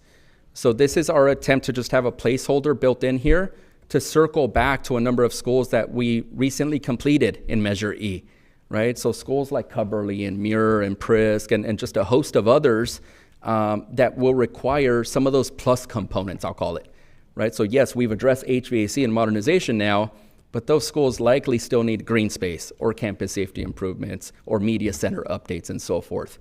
And you see kind of that blue highlight down below that addresses every one of those project categories. And again, they all circle right back to the facility master plan, 10 project priority buckets. I'll go through these slides pretty quickly here, and then we'll field questions again, because it's really 3 slides that are left here. So one, we know going forward, there's going to be dialogue with our building trade partners, right? And we've actually started that dialogue. So Alan and myself met with Chris Hannon from the Trades Council just about a week and a half ago, and revisited the dialogue with respect to the Community Workforce Development Agreement. How's it going? Where are we doing well? Where do we want to pick up some steam and momentum in terms of next steps? And that was good, meaningful conversation for us. In revisiting the plan and that conversation, really a few things jumped out to us. One, when we first embarked on this particular agreement in early 2020, we identified a list of projects that was 15 projects deep. Those projects are all still funded. Some are underway or about to be underway. Several more are coming down the pipeline really soon. So we know the project list was definitely heavier in the out years versus those early first 3 years of the program, right? Because of that, we really didn't put all that much pressure on the Trades Council in terms of the union-funded apprenticeship coordinator, but we're doing that now, right? So now that we know there's 2 additional projects coming on the list, the aquatic centers at Wilson and Lakewood respectively, and then with the e-re-baseline, there's a host of additional projects from that list that are just coming our way.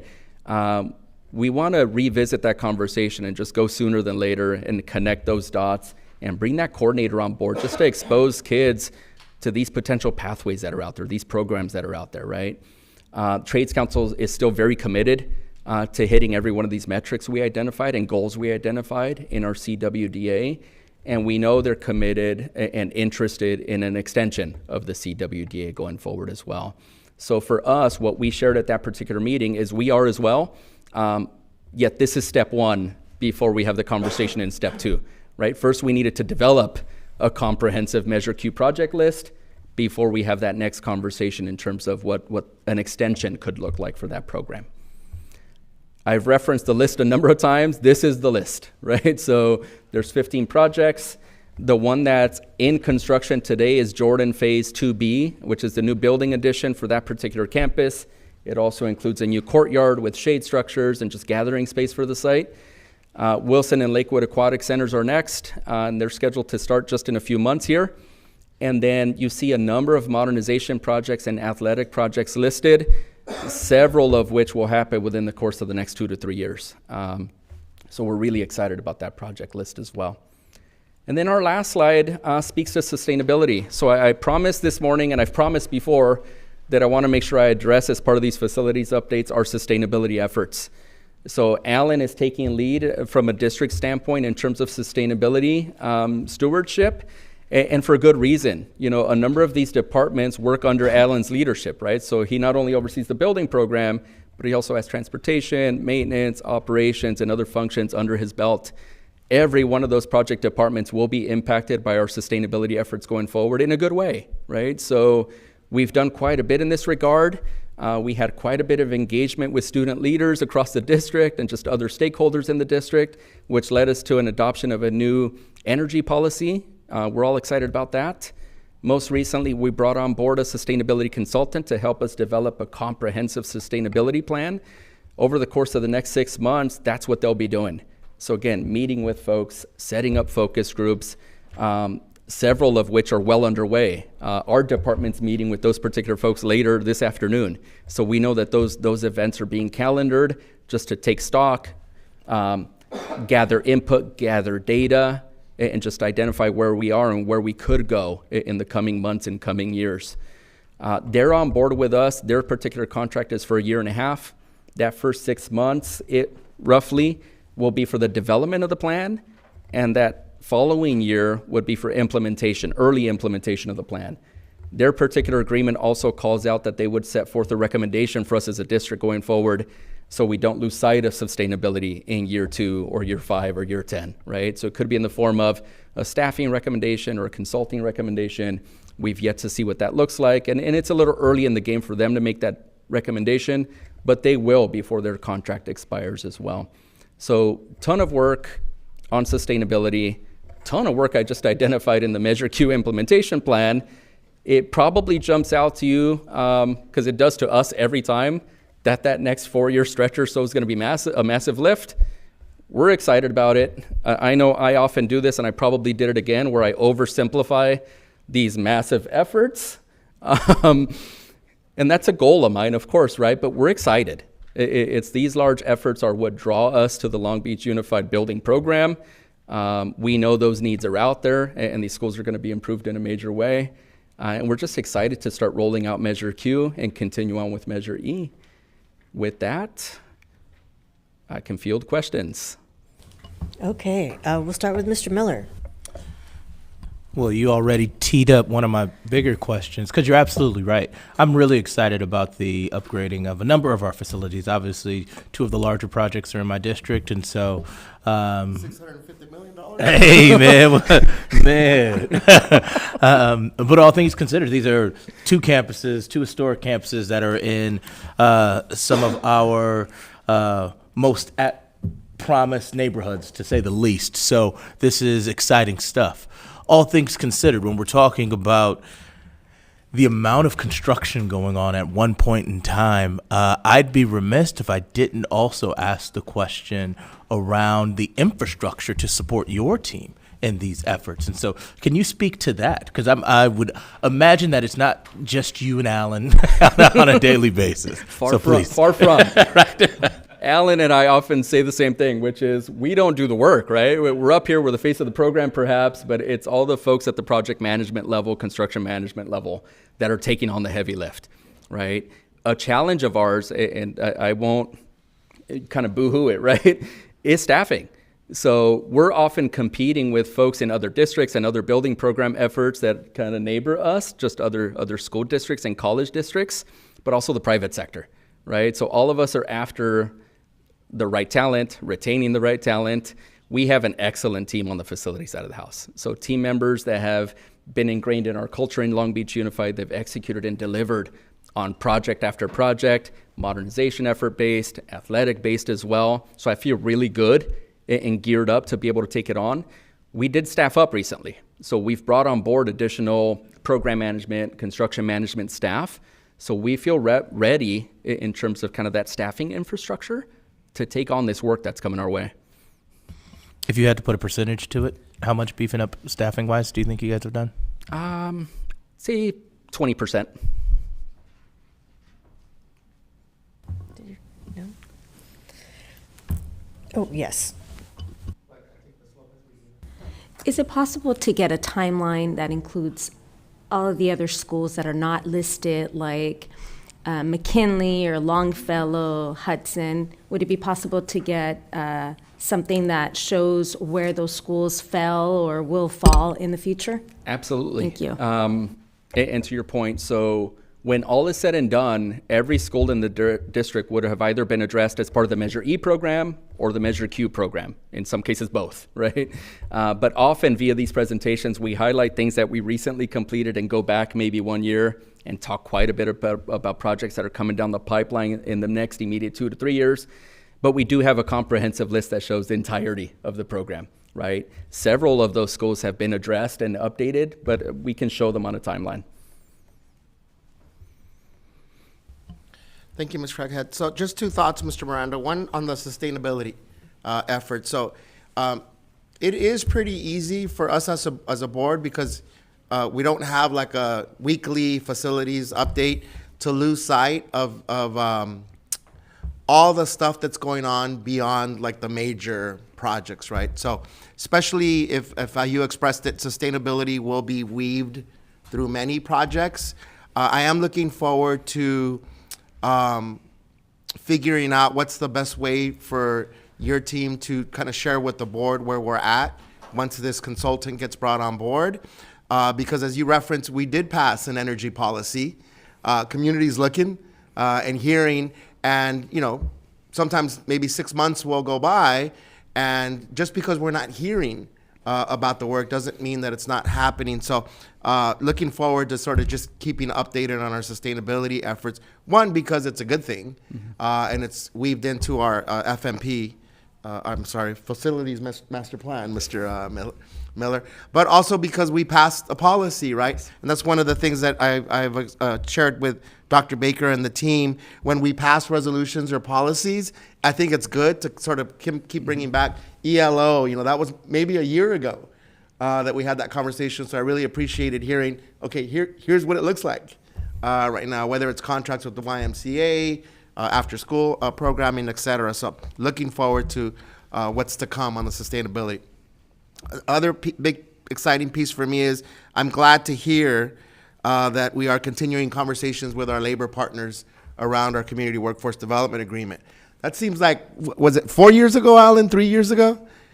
And I know we took a pause there because of the pandemic, but I think it is important for me. This is my reference point, David, and I've shared this before. We could potentially have a second grader right now going to a brand new Washington in 4 years, and then a brand new Jordan in 6 or 7 years, and then getting a pre-apprenticeship, an apprenticeship, and coming back as an engineer or in our skilled trades with a high-paying, skilled job that is filling, as you would say, a labor shortage that we have working on one of our sites in 10 years that are attached to Measure Q funds that our community passed, right? That's the narrative. That's the story. It's a career, college and career readiness, but also our partnerships with our skilled trades, right, around offering these opportunities to our students. So I'm looking forward to hearing next steps on whether it's an extension of our current community workforce development agreement, connection to Measure Q projects as they develop and arise. But I want to be around for the students that are in elementary school right now that, you know, Jordan, 12-year project, right? Maybe a kindergartner didn't catch that, but right now, a second grader could literally go into a brand new Washington, a brand new Poly, and be an apprentice and come back and work on site, live in the community because they're going to have, you know, a good paying job, be able to afford Long Beach, and then send their kids to schools where they were at. So thank you for that, Mr. Miranda. You're right on. And we'll continue on as part of our facility updates going forward, touching on every one of those things you noted, right? Sustainability just on the global scale, but also on the project by project basis, you know, and perhaps I'll challenge myself, right? So as I come before you and give you a Washington update or Poly update, you may even ask right then and there, David, show us where we're addressing sustainability along the way, and I'll do that, right? So I'll kind of commit to that right then and there, but sustainability as well. You know, we're gonna embark on that next phase, which includes the creation of the task force, and our sub-consultant's actually gonna help us in that regard as well, but that's also gonna lead to updates that we can feed to the board and the community. Frania, did you have something? Yeah. I'm looking at the project list photos. It looks nice. From afar, like I'm looking at Jordan, of course.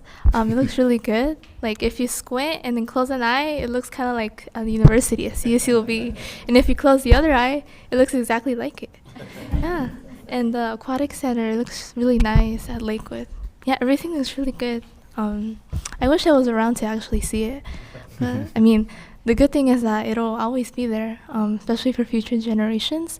And I actually, I was looking at the trees, the little, greenery in Jordan, and I was like, wow, because I was a freshman. When I was a freshman, I complained about the lack of any plants. It was just dead. I think there were, 1 or 2 fake trees, but they were fake. And the lack of seating area. Until last year, they added more benches, I think 4, and then more in the courtyards. We were severely lacking, especially in the shading. It was a big issue for me. I hated having the sun all the time. And teachers wouldn't let you in their classrooms. I mean, they don't have to. But I'm glad that that's actually going to be implemented. That's great feedback. You know, we often talk about how we're very lucky to work in this field. It's the work, the projects are super rewarding for us. You know, we get to drive by 10 years down the line and see these completed projects that still look outstanding. But every one of those notes I take to heart, right? So shade is a big deal for us as well going forward. We're doing quite a bit in that regard as a district with the installation of additional shade structures today.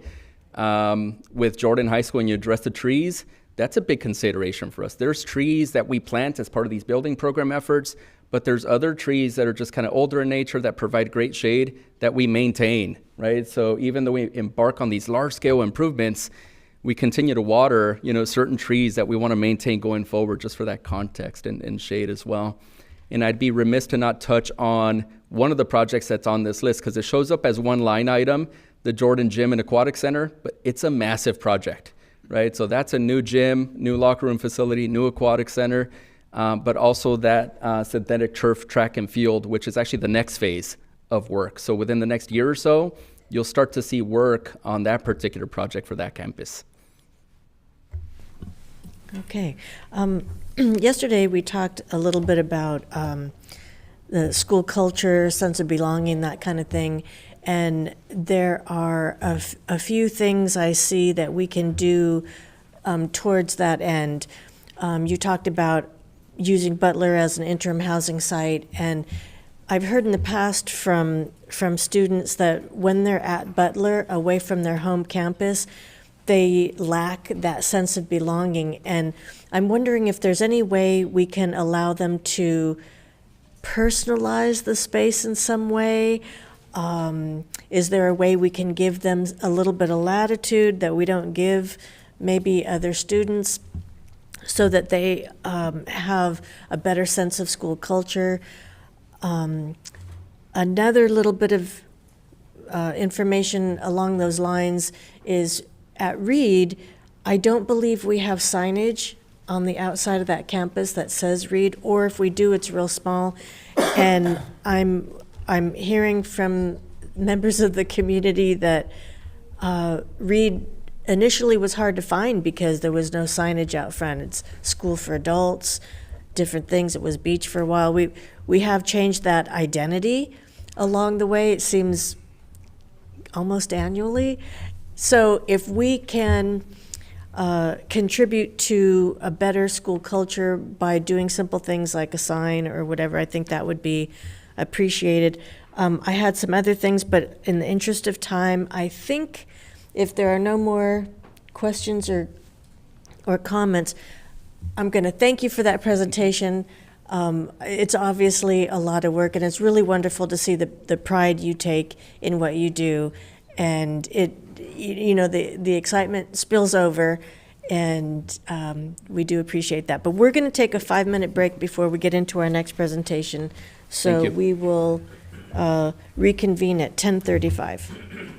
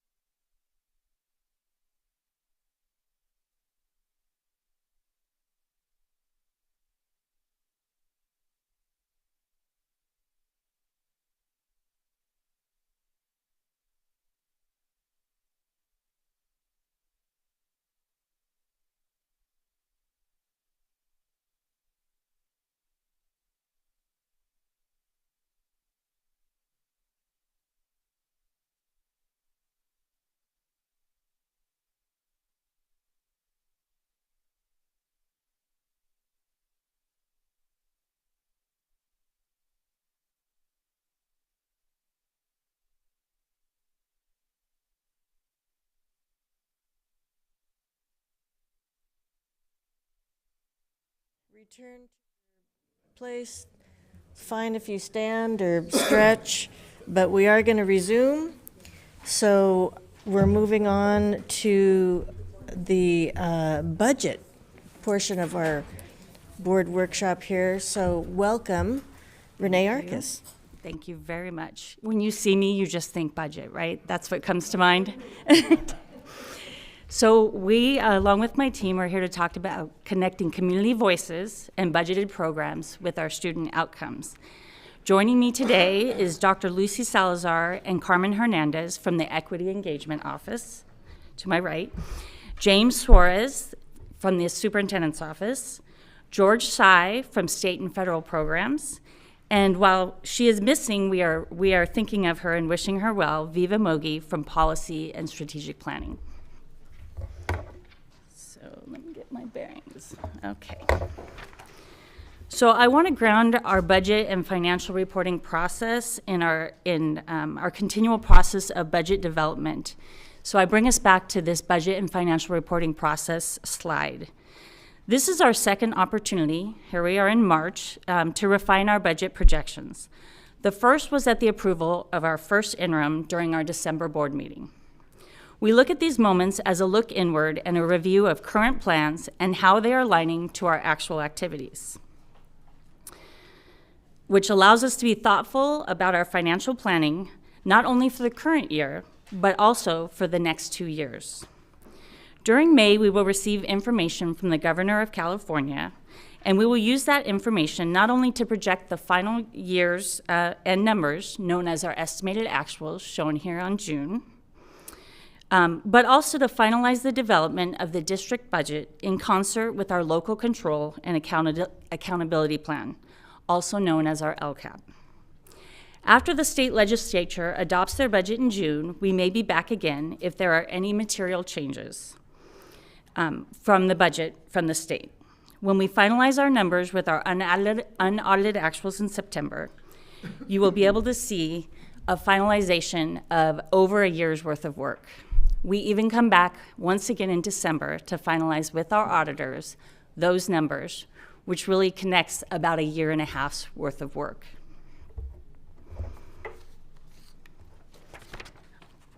I want to take this opportunity today to discuss our second interim financial report highlights.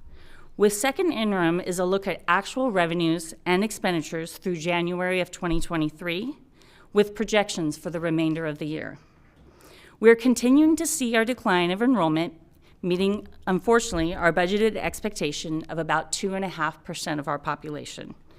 However, we do have good news in that we are able to report an increase in our unduplicated pupil count from 63 to 64.9%, based on data received from our income verification forms since first interim. We've known that the students were out there. We've been able to actually connect our information from our income verification forms into our system to allow us actually to receive the additional funding for those students that we knew were there. These are just two of the factors affecting the district's main funding source, our local control funding formula. A third factor is the state-approved cost of living adjustment, or COLA. This percentage is applied to our funding source year over year and is dependent on many state factors. We have utilized the COLA projections from the January governor budget, which appear here on the screen, and are higher in 23-24 by about 2.75%, and lower in 24-25 by about 0.5%. The additional revenues that come from these additional, this COLA and the recognition of the additional unduplicated pupils are reflected in our second interim reporting. Also reflected in our second interim reporting is the continued usage of our federal one-time funds to the tune of about $120 million this year. These funds are supporting programs and positions such as our instruction and intervention coordinators, I think spoke about yesterday, some high school student success initiatives, outdoor learning environments, just to name a few things. Our expenditures had very minor changes reflective of some vacant positions and utilization of our one-time expiring funds. whenever is possible to support our district needs and initiatives. The expenditures do not have any salary settlements for 22-23 and beyond, and include to reflect and continue to reflect the most known estimates regarding increases to health and welfare, retirement, and special education program expenses. The changes outlined here reflect an uptick in our unrestricted ending balance of about $12 million to $431 and $431.8 million. The ending fund balance is a reflection of our district health and allows us to weather potential storms. This balance and future balances are reflective of what we know now and are heavily impacted, both in good and bad ways, by changes from state funding, unforeseen changes to expenditures, think COVID, known possible changes such as salary settlements, and all of these factors will be in our thoughts as we await the May revise and continue to monitor our current revenue and expenditure patterns.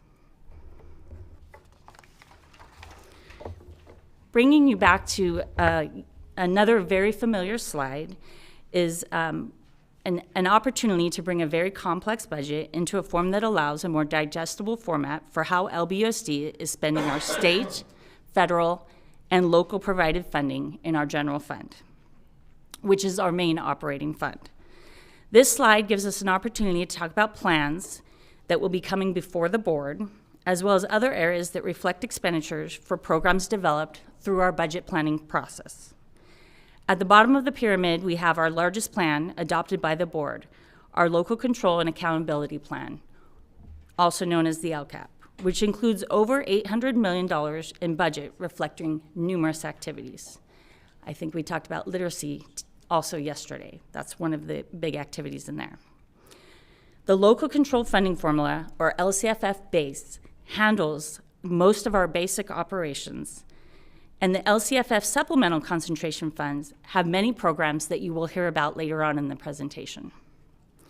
Our federal funds of over $192 million represent some well-known programs, such as our title programs, supporting our most neediest students, as well as some that are fairly new to us, meaning just in the last few years, our elementary and secondary school emergency relief funds, or ESSER dollars, that have been provided for the long-lasting effects of the pandemic on school-aged children.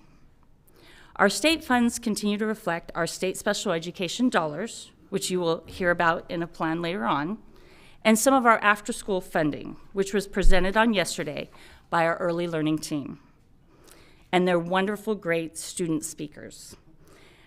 Nothing I think speaks more volumes to the work that our funding can do than being able to hear it directly from our students. We finalize with a small portion of local grants and entitlements that also support our overall budget picture. I'd like to take a moment to answer any questions on our budgeting process and updated numbers before I turn over the remainder to our BEAT team here today for discussions on engagement schedule and connecting community voices to our budgeted programs.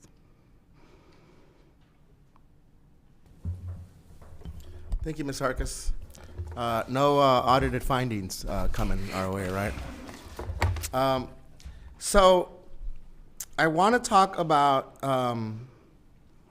our unrestricted ending balance projection. So this district has always prided itself in maintaining a healthy reserve for when those rainy days come.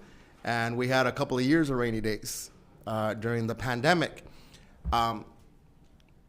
However, we actually have a larger reserve now than we did pre-pandemic. And, you know, a big portion of that is because of some of the one-time money that we end up with an unrestricted balance versus what we're thinking about in reserve. But oftentimes, community looks at the reserve and, you know, at what point is a healthy reserve too healthy versus us having an understanding of what that reserve either has anticipated use for and or what does that reserve look like 2-3 years down the line. So Ms. Takahashi's always sort of giving us these 3 to 5 years this is where we're going to end up with. I was wondering if you could talk about that, Ms. Arcus, a little bit in terms of the differences between having an ending balance at that amount, the reserve, and then how do we think about the reserve in terms of being healthy? But then how do we sort of think through, well, we actually have more money in reserve now than we did pre-pandemic? Sure, and you actually pointed out one of the main efforts, and that was the ability to utilize ESSER funds to support our student recovery, which allowed us to grow in that reserve. One of the main points that we talk about often is called deficit spending. So I look at our reserve, to simplify terms, as somewhat of a savings account. So each year we take in revenue from the state. It's, again, can be unknown and changed throughout the year. It has changed already twice this year, and we anticipate further changes in May. And we have our expected expenditures. So our district is anticipating to start spending more than we are taking in beginning in 24-25, which means that we will have to draw from our savings account at that time. And that is one of the efforts that we have in maintaining such a good reserve, is to kind of be aware of the future. Ms. Takahashi talks about the 5, the 10-year out plans, and be able to weather those storms. There were several districts that when ESSER funds came about, actually utilized much of their ESSER funds to survive, to maintain some of the staffing that they had. We developed wonderful, generous programs that supported the recovery of our students that are in our LASP, our local accountability school. Learning acceleration. Learning and acceleration. support plan. Yeah. Too many acronyms. I tried really hard today. So we developed that plan in order to utilize those dollars to the best ability of our students. And by being in good, healthy reserve district standing, we actually are able to look forward to those years that we may be deficit spending. Picture getting a revenue, getting an income, and having more bills than you have income in that year and going into your savings account. So we look towards having a reasonable amount of reserves. These dollars do not reflect any salary or compensation settlements for this year, so these can change dramatically with those numbers. And it gives us the ability to be flexible. If certain things come up, if additional expenditures are needed, if something that we need for our students needs to be done, we have the ability to do that with these funds available. Just to follow up, thank you, Ms. Arcus.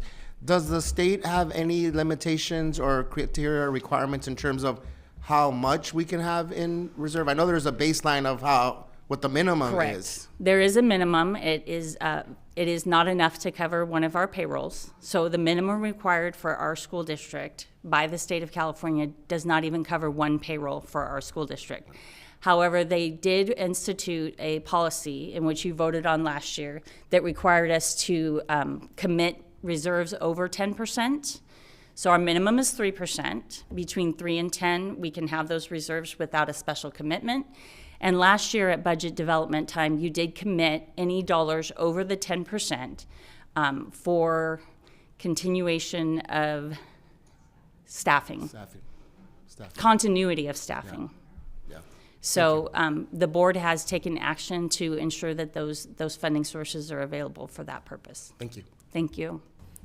I would just add that historically, because we have had healthy reserves, we were in a better position when surrounding school districts were laying off teachers and laying off staff.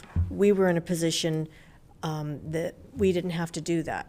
So it's served us well to have healthy reserves. And I know everybody appreciates that. Okay. All right. I'm going to turn it over to Dr. Salazar now.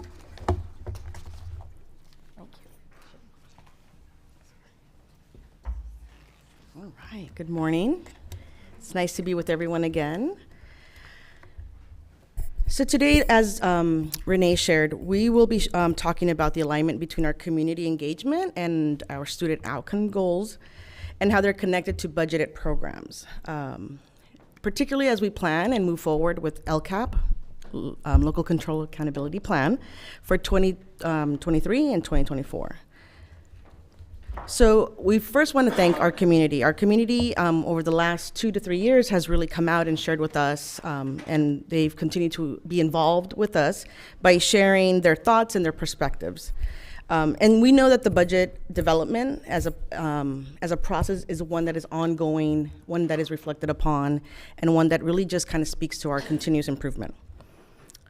So with that in mind, plans when they are developed and budgeted for, programs when they're budgeted for, really our job as staff is to make sure that we are lifting the voices of our community and that our plans reflect that. And we would say that LCAP is one of our plans that really truly reflects some of the feedback and input that we receive from our community. But we know that there's other factors that we have to contend with. For example, there are board goals, there's the LASP that we want to be able to support, and there's also as well what we just went through, right? The visioning plan and the soon-to-be strategic plan for our district. So with this in mind, in order to finalize, and I'll speak particularly right now about the LCAP. So in order to finalize the LCAP, we see on this slide that there's still a lot of work to do. And so what we want to share with you is that in phase 1, will be how we are going to be, it's how we were going to leverage our engagement efforts that we've already had, right? We've done several engagement efforts, both last year and more recently through the visioning process.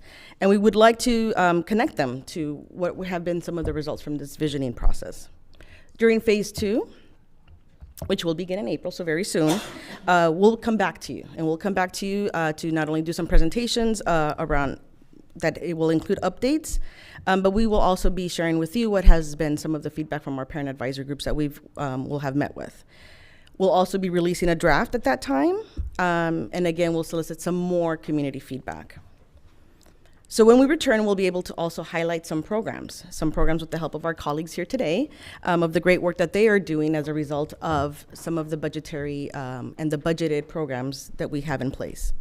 So in an effort to provide our community with access to continue to be involved, we have reached out to every school site, and we have given them, so that they can post at their school sites, a poster that invites them to 2 community sessions that are upcoming on May 24th. And so we hope to have as many of our community members available. We're hosting this session both during the day, because it's taking place during our regularly scheduled DCAC meeting, but we will also host an evening session. Again, we want to remind our community that may be watching that we are offering childcare, there will be refreshments, but we are also offering transportation. So if you are in need of transportation, please reach out. We'll have it on our webpage, but we will also have big signs posted at our school sites with the QR code so that you can let us know what your needs are. Of course, we will take into account that all our meetings always have interpreters and translators available, so we just want to say a big shout out to our team that is doing that currently. And in phase 3, as you can see, it's going to require staff to refine the LCAP at that point, after we have posted a draft of it. And we will also be sharing some responses and responding to any of the community feedback that will be provided. So where is the alignment? Because that's what we're here to talk about today, right? Where's the alignment? Where's the connection? And what do we really mean by all this? And so here in this visual, it's really calling out that we have engaged, that we have had engagement efforts, but more importantly, that we are also taking into account student outcome goals. We're also taking into account how these, both the engagement effort, the feedback we received, but also the student outcome goals, and how they will be feeding both budgeted programs and taking into account student needs. So to emphasize the connection we've made, we're going to be using this visual to help support all of us as we continue through this presentation so that you are grounded in this visual. So again, you see that we are taking into account engagement from the past, student outcome goals that you have outlined, as well as what are some of the budgeted programs and services that we will have in mind.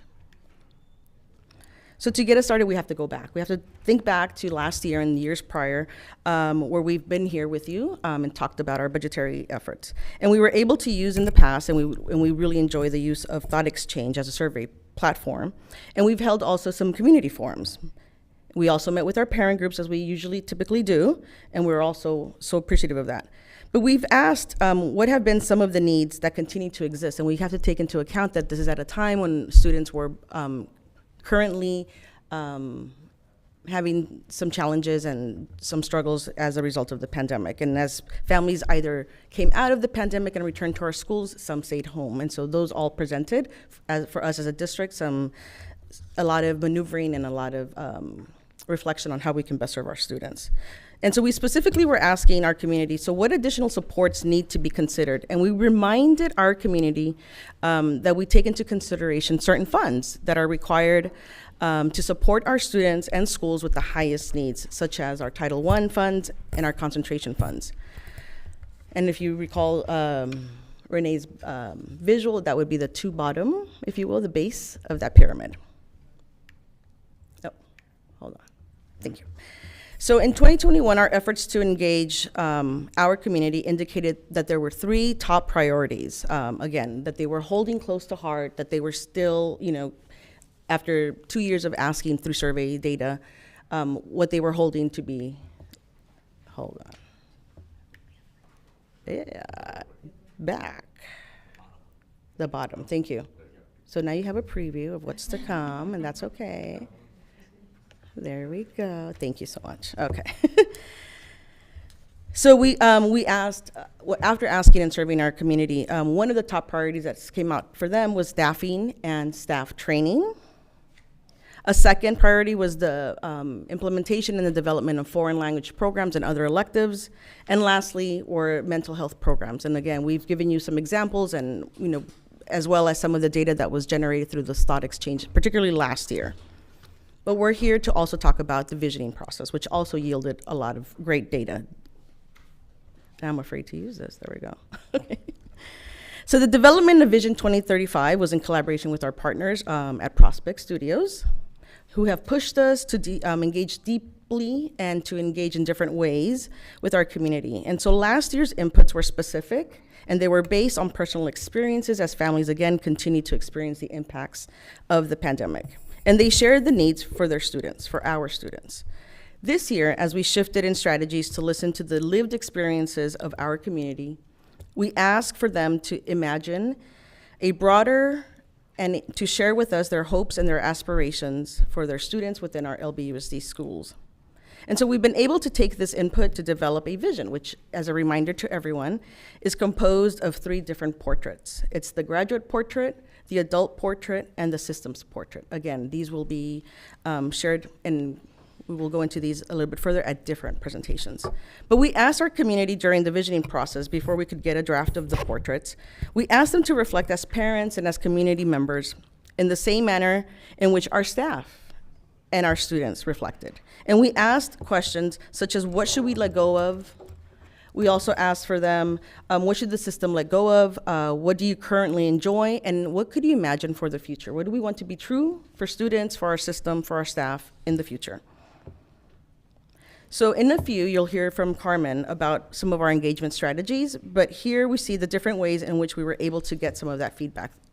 And so we were able to collaborate and engage with a variety of our stakeholders through our guiding coalition meetings. We partnered with schools, and we partnered, and we were able to piggyback, if you will, to some district-wide events that were already occurring. We had students leading their own classroom sessions, as well as leveraging our colleagues and principals, as well as holding district-wide meetings. Last but not least, we also did some community-centered events. So many of the same themes that emerged from last year's engagement validated our community's aspirational perspective and vision. So by receiving both how to improve through the expressed needs in years past, and also the what can be improved through the aspirations and hopes through the visioning process, it allows us to make connections between our community's voice and what we should be considering within our budget to address the needs of students, again, as we develop several budget plans, but especially our LCAP, our Local Control Accountability Plan. So specifically, some of the themes that emerged from the Vision 2035 within our graduate portrait, our adult portrait, and our system portrait are seen on this slide. And so if you would take a look, we see the top 3 themes that emerged as for our graduate portraits. The top theme, if you will, was a trustworthy and respectful human being. So we hear our community telling us that their hope and aspiration is that as students graduate from our system, that they will be trustworthy and respectful human beings. Likewise, our community, our students, staff, and members at large have a hope and a desire that our students will be resilient, healthy, and mindful, as well as ethical problem solvers. So those are some of the hopes and aspirations as a result of our visioning process. For adults, that means every single adult in our system. That means our custodial staff that does such a lovely job, our biz ops staff, anyone here in the board building, anyone at a school site, including many wonderful people that are at our sites every day. These are the adults we speak of. And so a top theme for them, for the adult portrait, will be that by 2035, we will all be resilient, healthy adults. I should hope we all are now in many ways, but even more so by then. That we will be champions for students, and that we will be empathetic communicators. And we can see why that's such an important, and that why those rose as top themes for our adults. And then again, if you remember, we asked our community, what should we let go of, right? What's not working for us right now, and what do we hope to see in the future for our system in particular? So our schools and just the way we do things, right? The way we do our work. So for the system portrait, the top three themes were that we are a flexible, high quality, learning with real world application system, again, so that we can support staff and students. That we are a culture of inclusion, well-being, and affirmation, and that we have future-focused facilities and tech infrastructure. Again, those are all very wonderful ways to reimagine our education for the future. So to continue digging into how it is that our community's voice, again, I shared with you what it has been in the past, a preliminary review of what was the feedback from our visioning process, and we're gonna take you through the process of how we're connecting that to our student outcome goals as we budget for some programming. So I wanna welcome Carmen to take you through the rest of that. Good morning, everyone. I'd like to introduce myself to Ms. Lopez. We haven't met, and so it's great to have you here as part of the group as well. Good morning, everyone. So as we continue, I want to go ahead and I want to highlight a few of the data points that we went through the visioning process. I do want to note that from the beginning of the visioning process until now, it's been a course of about 5 months. And phase 2, I will highlight, was a course of over 1 month. Okay, and so what you see here is just what emerged from that process. And so that first phase was really a discovery phase. We were looking at our horizons 1, 2, and 3 and really saying, as a system, what do we want to hold on to? What would we want to let go of? And what is aspirational for the future? And this first phase we also want to highlight is when we had our student summit. And so our students were able to provide that input for us on this is what we need to help us succeed. And our families and our community said this is what our students need to be successful in the future, especially as we're looking toward 2035. And so we had, like I said, about 750 students, high school and middle school students that we engaged with at Long Beach City College. Phase 2, over the course of 1 month, is when we engaged with over 58 sessions. We had surveys.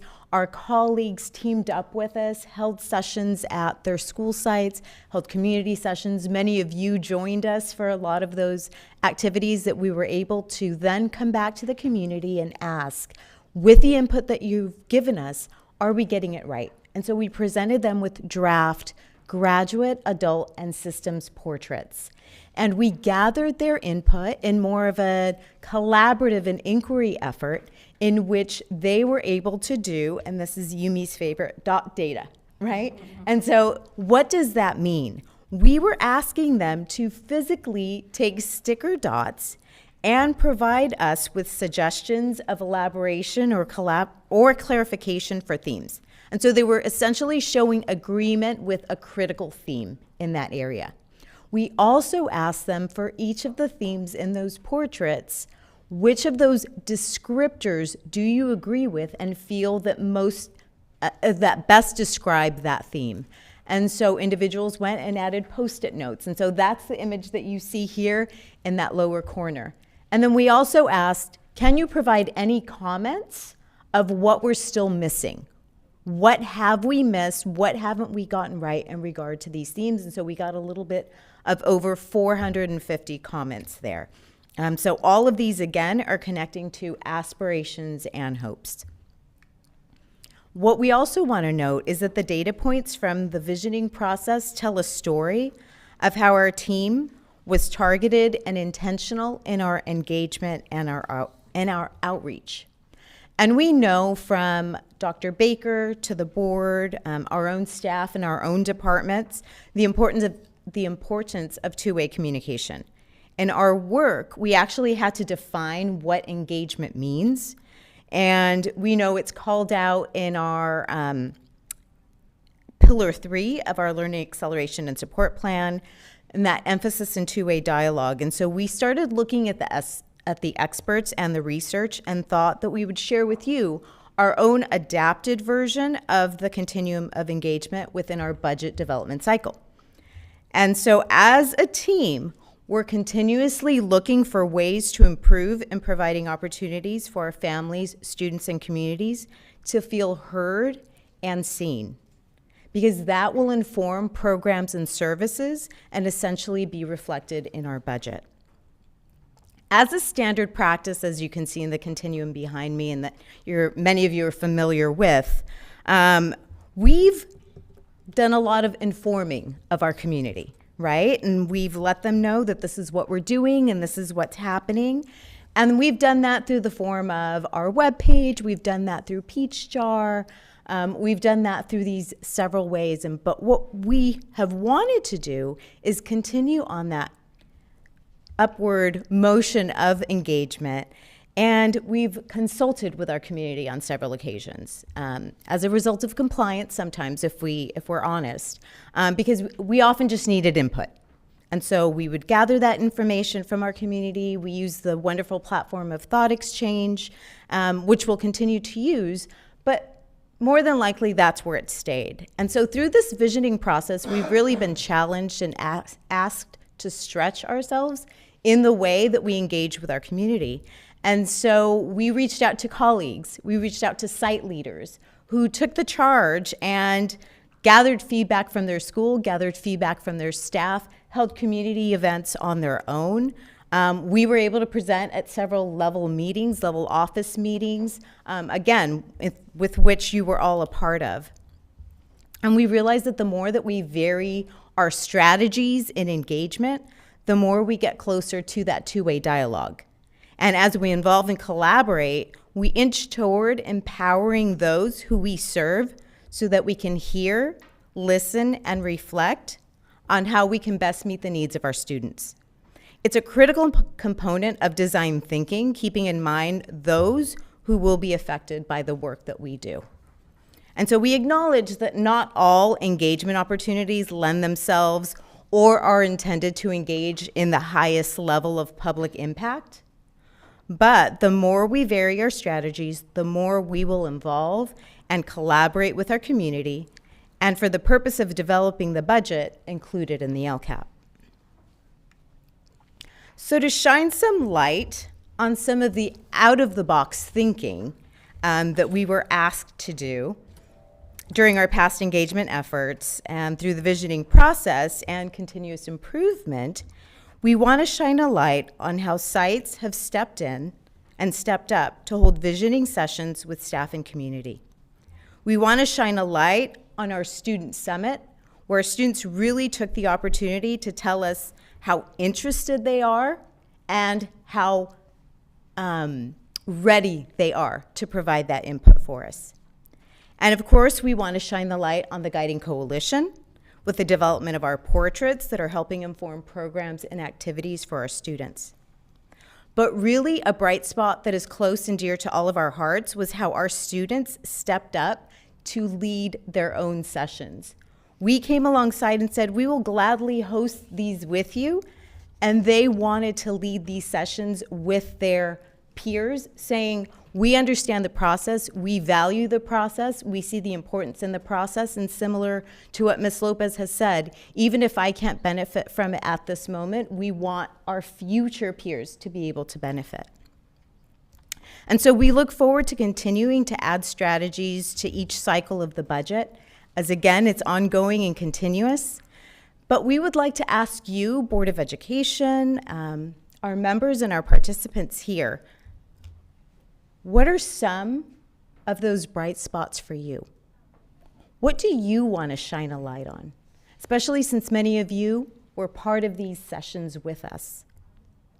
I'll give you a minute or two. There's a dot, if you will, in front of you with a marker, and give you a second to maybe write your own and share your own. Our bright spot display is here to your left. And so let me just, as you're writing and as you take a couple of minutes, share some and highlight some of those bright spots with you. So go ahead and take a few moments now. And I'll read some for inspiration. Our student voice. Oh, you stole mine. Student voice. Then you can ditto it. Honest and kind. Listening to student voice in the room is powerful and inspiring.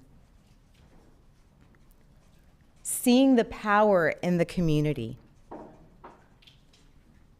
From our very own student lips, connecting with like-minded students across the district. Building community voices across the district. Commitment. Inclusive. Interpreters, my very own shout out. Specific shout outs for Mike DeFore at Browning, who is always ready, above and beyond with a helping hand for any and every situation that arose. Chris Itzen. Our labor partners. Our community partners. Those that were able to sit side by side and made new friends.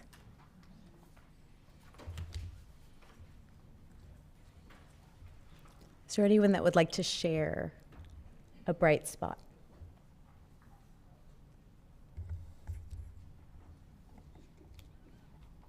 Former teacher, I can I'll wait. share. I Thank said you. new ways of engaging and interacting in community. Thank you. Anybody else? Nobody else wants Mine to was share? easy. I said feeling valued with the smiley face. Thank you. So we will collect these and we will add them to our bright spots display, even if you haven't shared them now. And So- Carmen, Oh, before yes, you of go on, course. can I just request, and I don't know, James, if you're going to be doing this, but can I just request that we add them to the bottom to create kind of this shape? Because it looks to me like it's an unfinished heart. So, I know, kind of cheesy, but but why Thank not? you. So kind of bringing it together, after we gather all of this data from our engagement sessions and the process, it's the role of the staff to incorporate the hopes and desires of our community, and more importantly, that students' needs are addressed and operationalized through the actions and activities included in the LCAP. In fact, the LCAP is how we elevate our community's voice, and it serves as a reflection of their input. We would like to thank our community in ways that they have shared their voice. You have been heard. The needs and aspirations for your students will now become the work of our staff to provide actions and activities. And I heard this quote most recently that says, being heard is so close to feeling loved that for the average person, they are almost indistinguishable. As we continue to listen, Jim will dive deeper into the specifics of the themes that have emerged from Vision 2035 process that connect to the services and programs that we offer and plan to continue to offer for our students. Thank you. Thank you, Carmen. So As you can see on the slide, we're going to dig deeper, so let's get busy with this. In the upcoming few animated slides, we're going to illustrate how community engagement and student outcome goals are connected to budgeted programs and services. This framework will also be used in upcoming board meetings, so get familiar with it. We value the voices of our community and have taken input and feedback from last and this year very seriously. On the left side, you see engagement activities from last year, focusing on the Thought Exchange, Community Forum, and our presentations to parent groups. This year, our visioning process has elevated engagement by looking at aspirations for graduates, adults, and the system as a whole. Visioning has also uplifted student voice in a very intentional way. On the right side, you see an important question. Where is the alignment with goals and initiatives? Get ready for animation.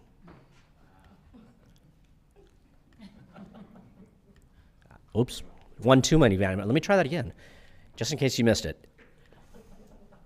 There we go. I don't know where you got all that fancy CGI from, but it was impressive. Thank you. Thank you. The animation of the slide adds programs and services, which are at the heart of a budget.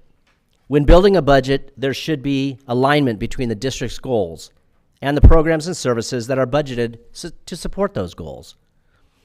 In addition, a connection between community input and budgeted programs and services creates a sense of shared vision in support of student success, with adult support and a system that provides a foundation for success.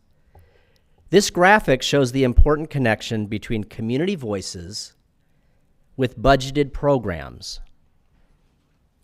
The upcoming slides will dig deeper by describing two specific themes using this framework.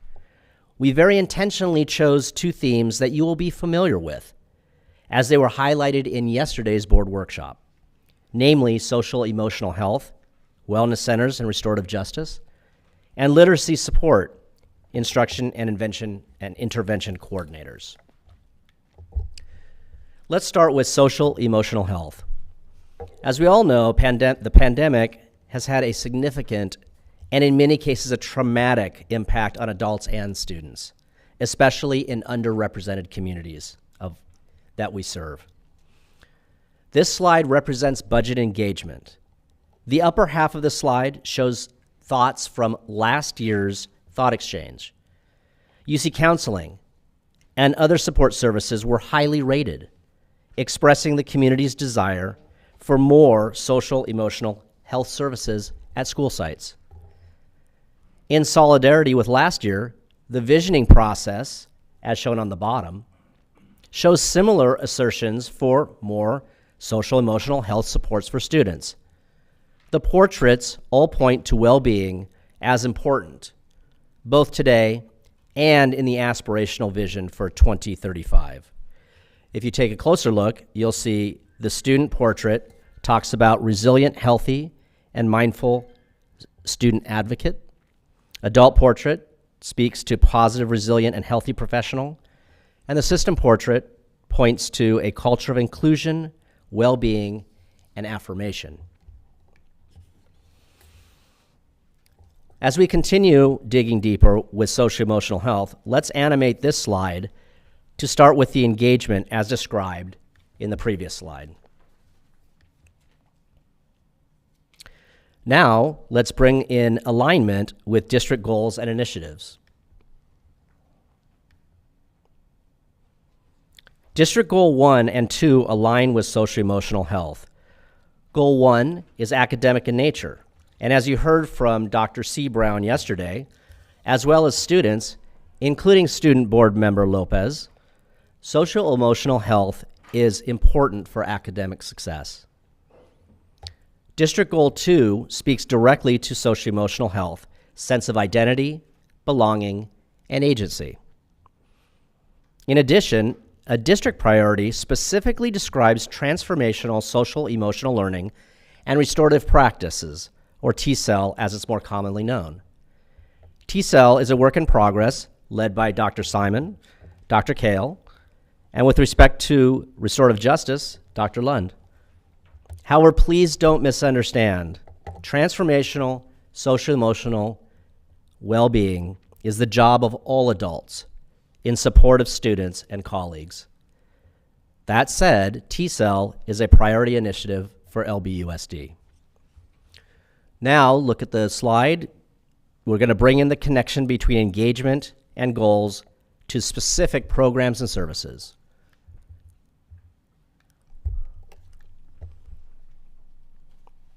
As you can see, we have identified specific socio-emotional health services.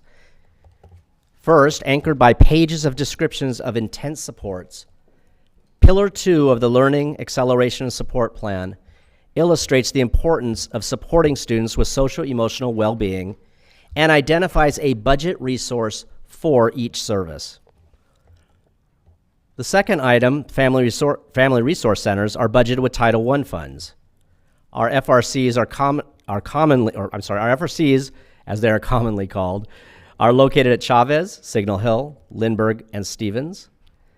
The FRC is staffed by staff counselors, school psychologists, and school social workers. The final two programs listed were expertly described in yesterday's workshop.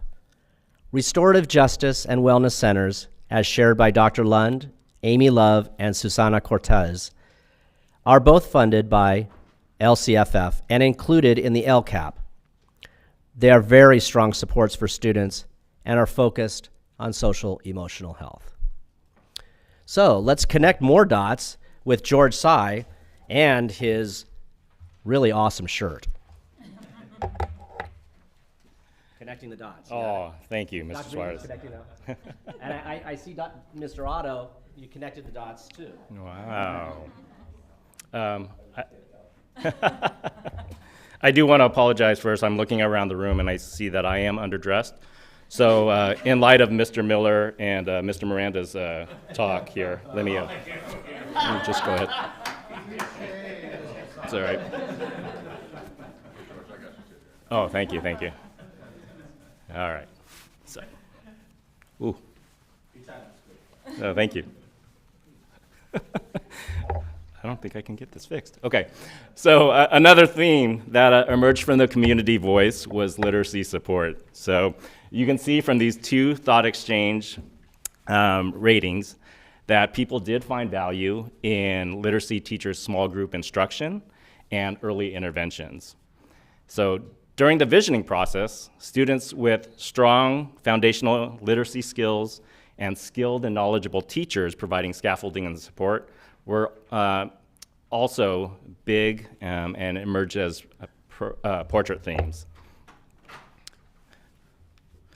So with the engagement and visioning input, you do find alignment with various student outcome goals.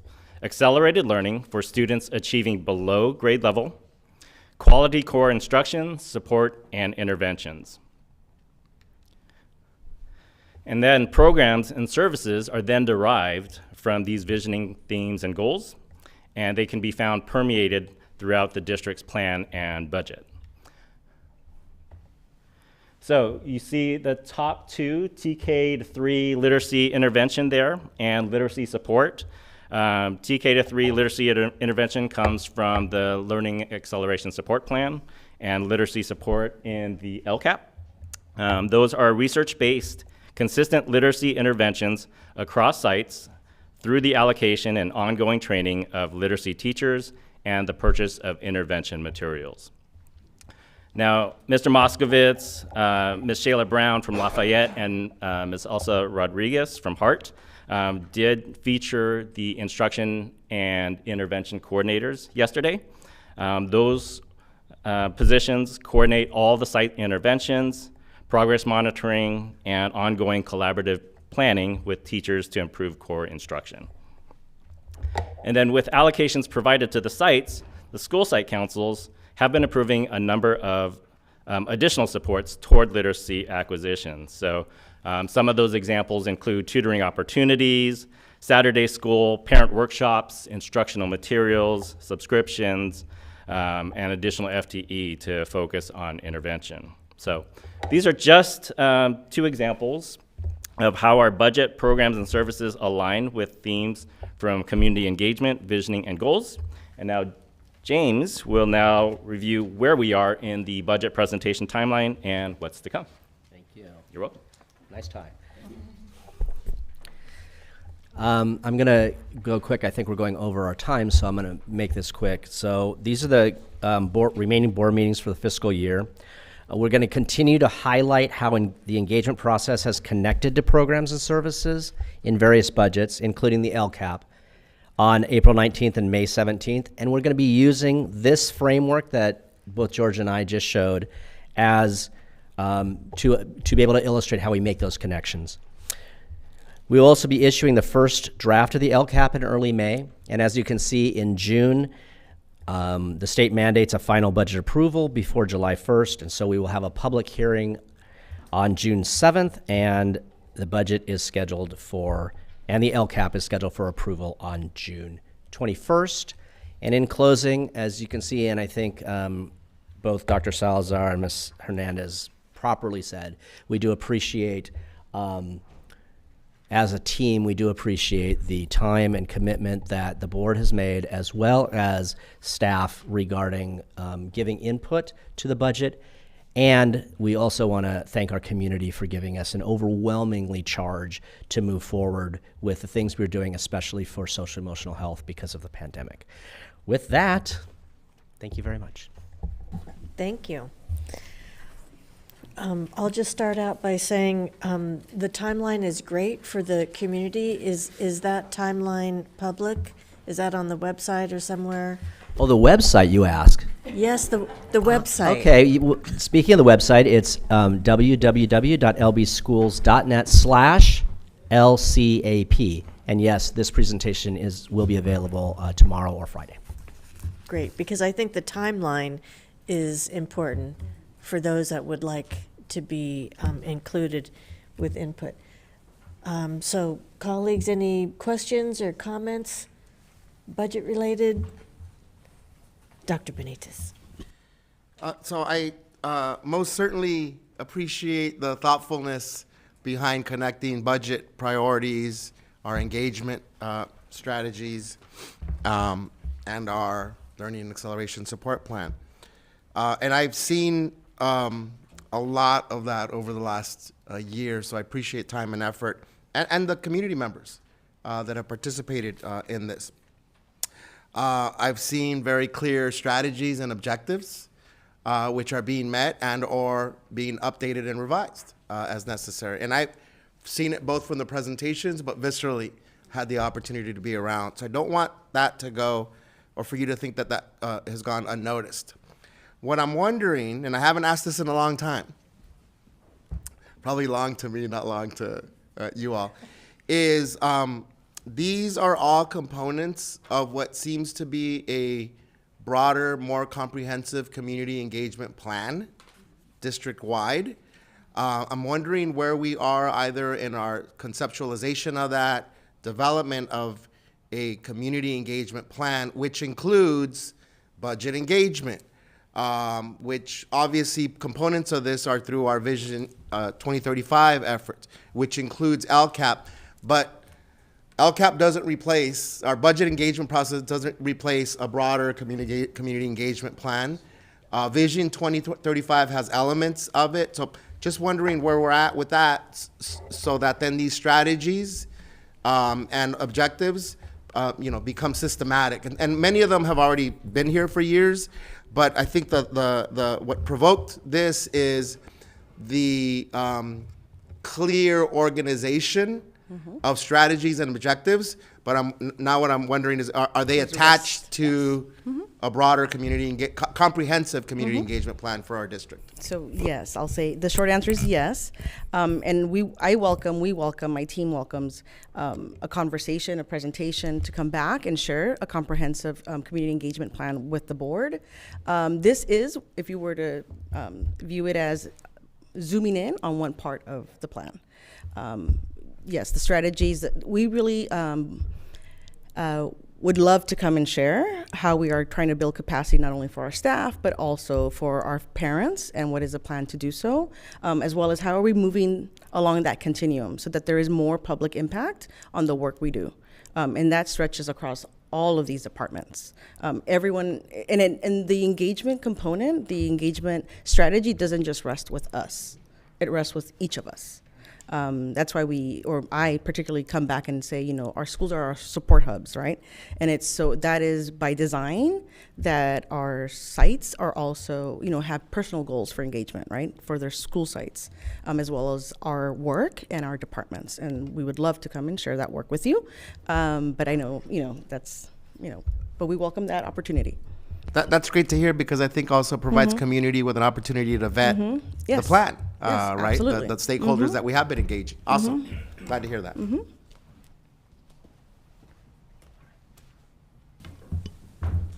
Mr. Miller? Well, Juan's already said this, but I just wanted to reemphasize this. I really appreciate the parallels to the dollars that are being spent on a daily basis to the goals that we've set as an organization.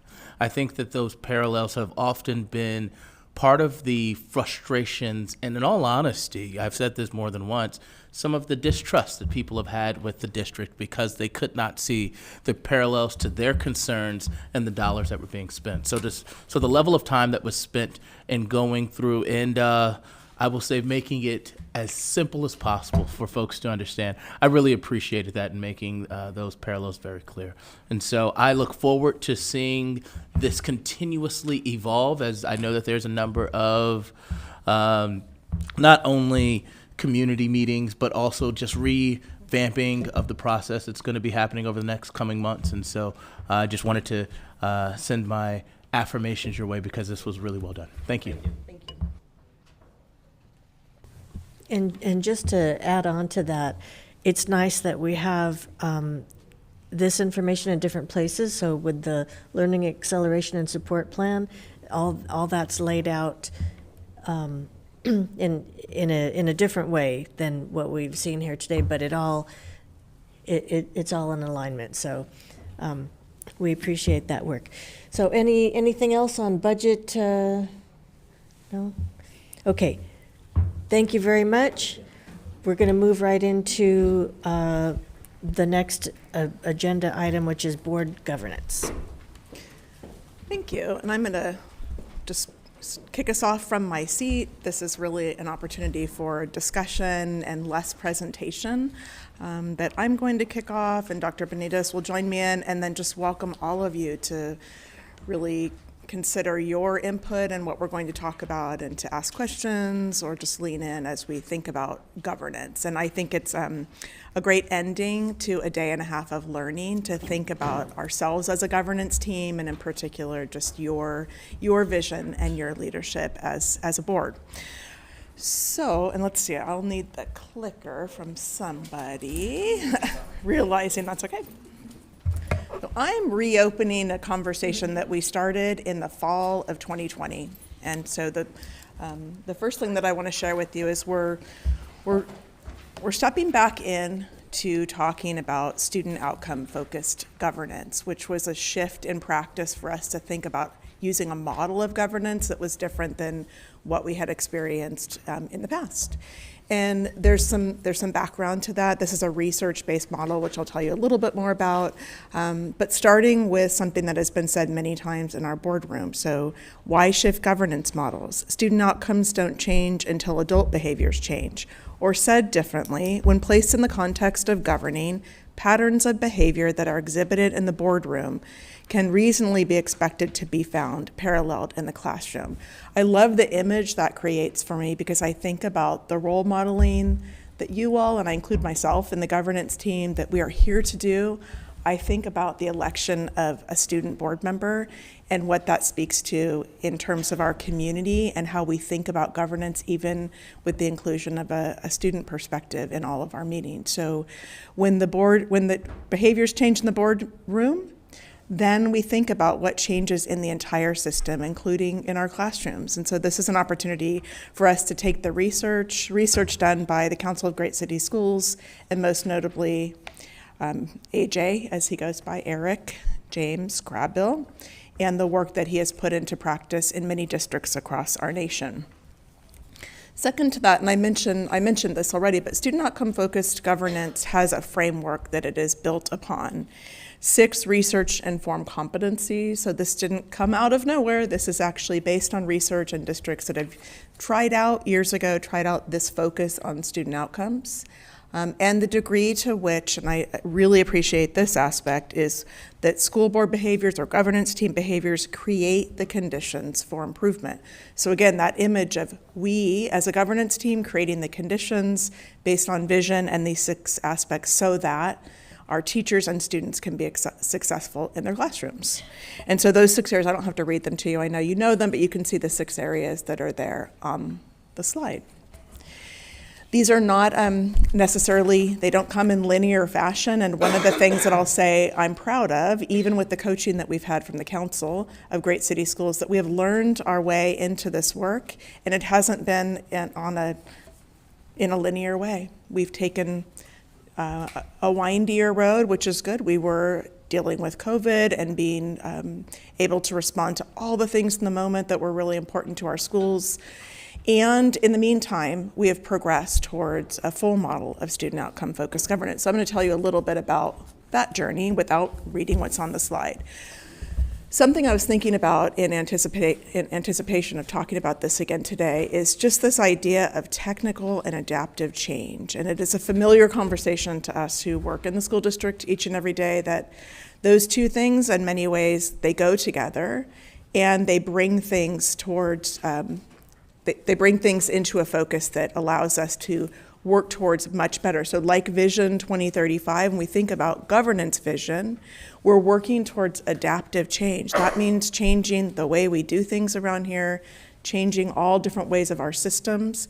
In that, there are technical changes that we can make. So over the last 3 years, we've made some technical changes en route to what I think of as adaptive change. So much like a vision that we think of for our students, we're thinking about the vision for our governance model. So significant, this slide shows you back in 2020 and 2021, we were onboarding 2 new board members, and Mr. Miller and Mr. Otto in this phase, and some significant technical changes that we made.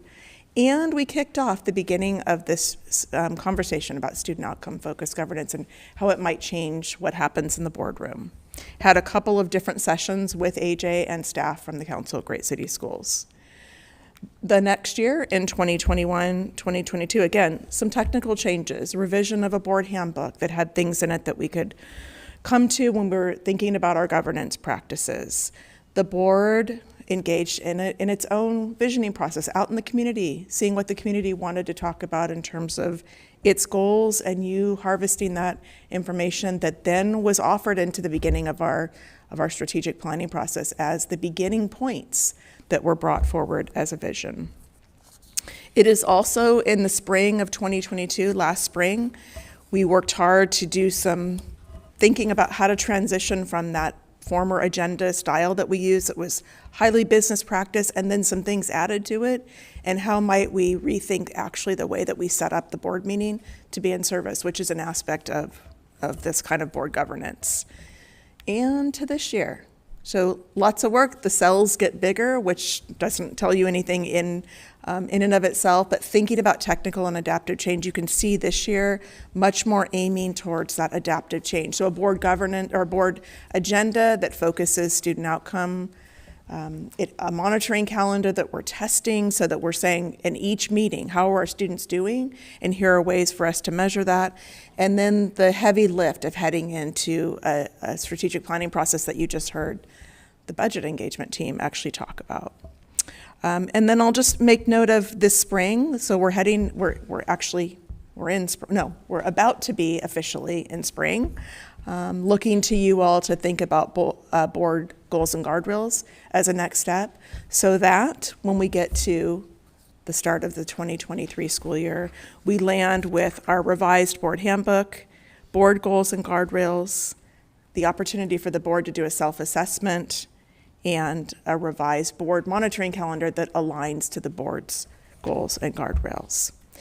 And so the journey continues. It continues with our ability to use all of the portraits that are growing out of our guiding coalition and the work of our strategic planning effort as a way for the board to take its next step. So part of this journey has been board members attending the Council of Great City Schools Student Outcome Focused Governance Training.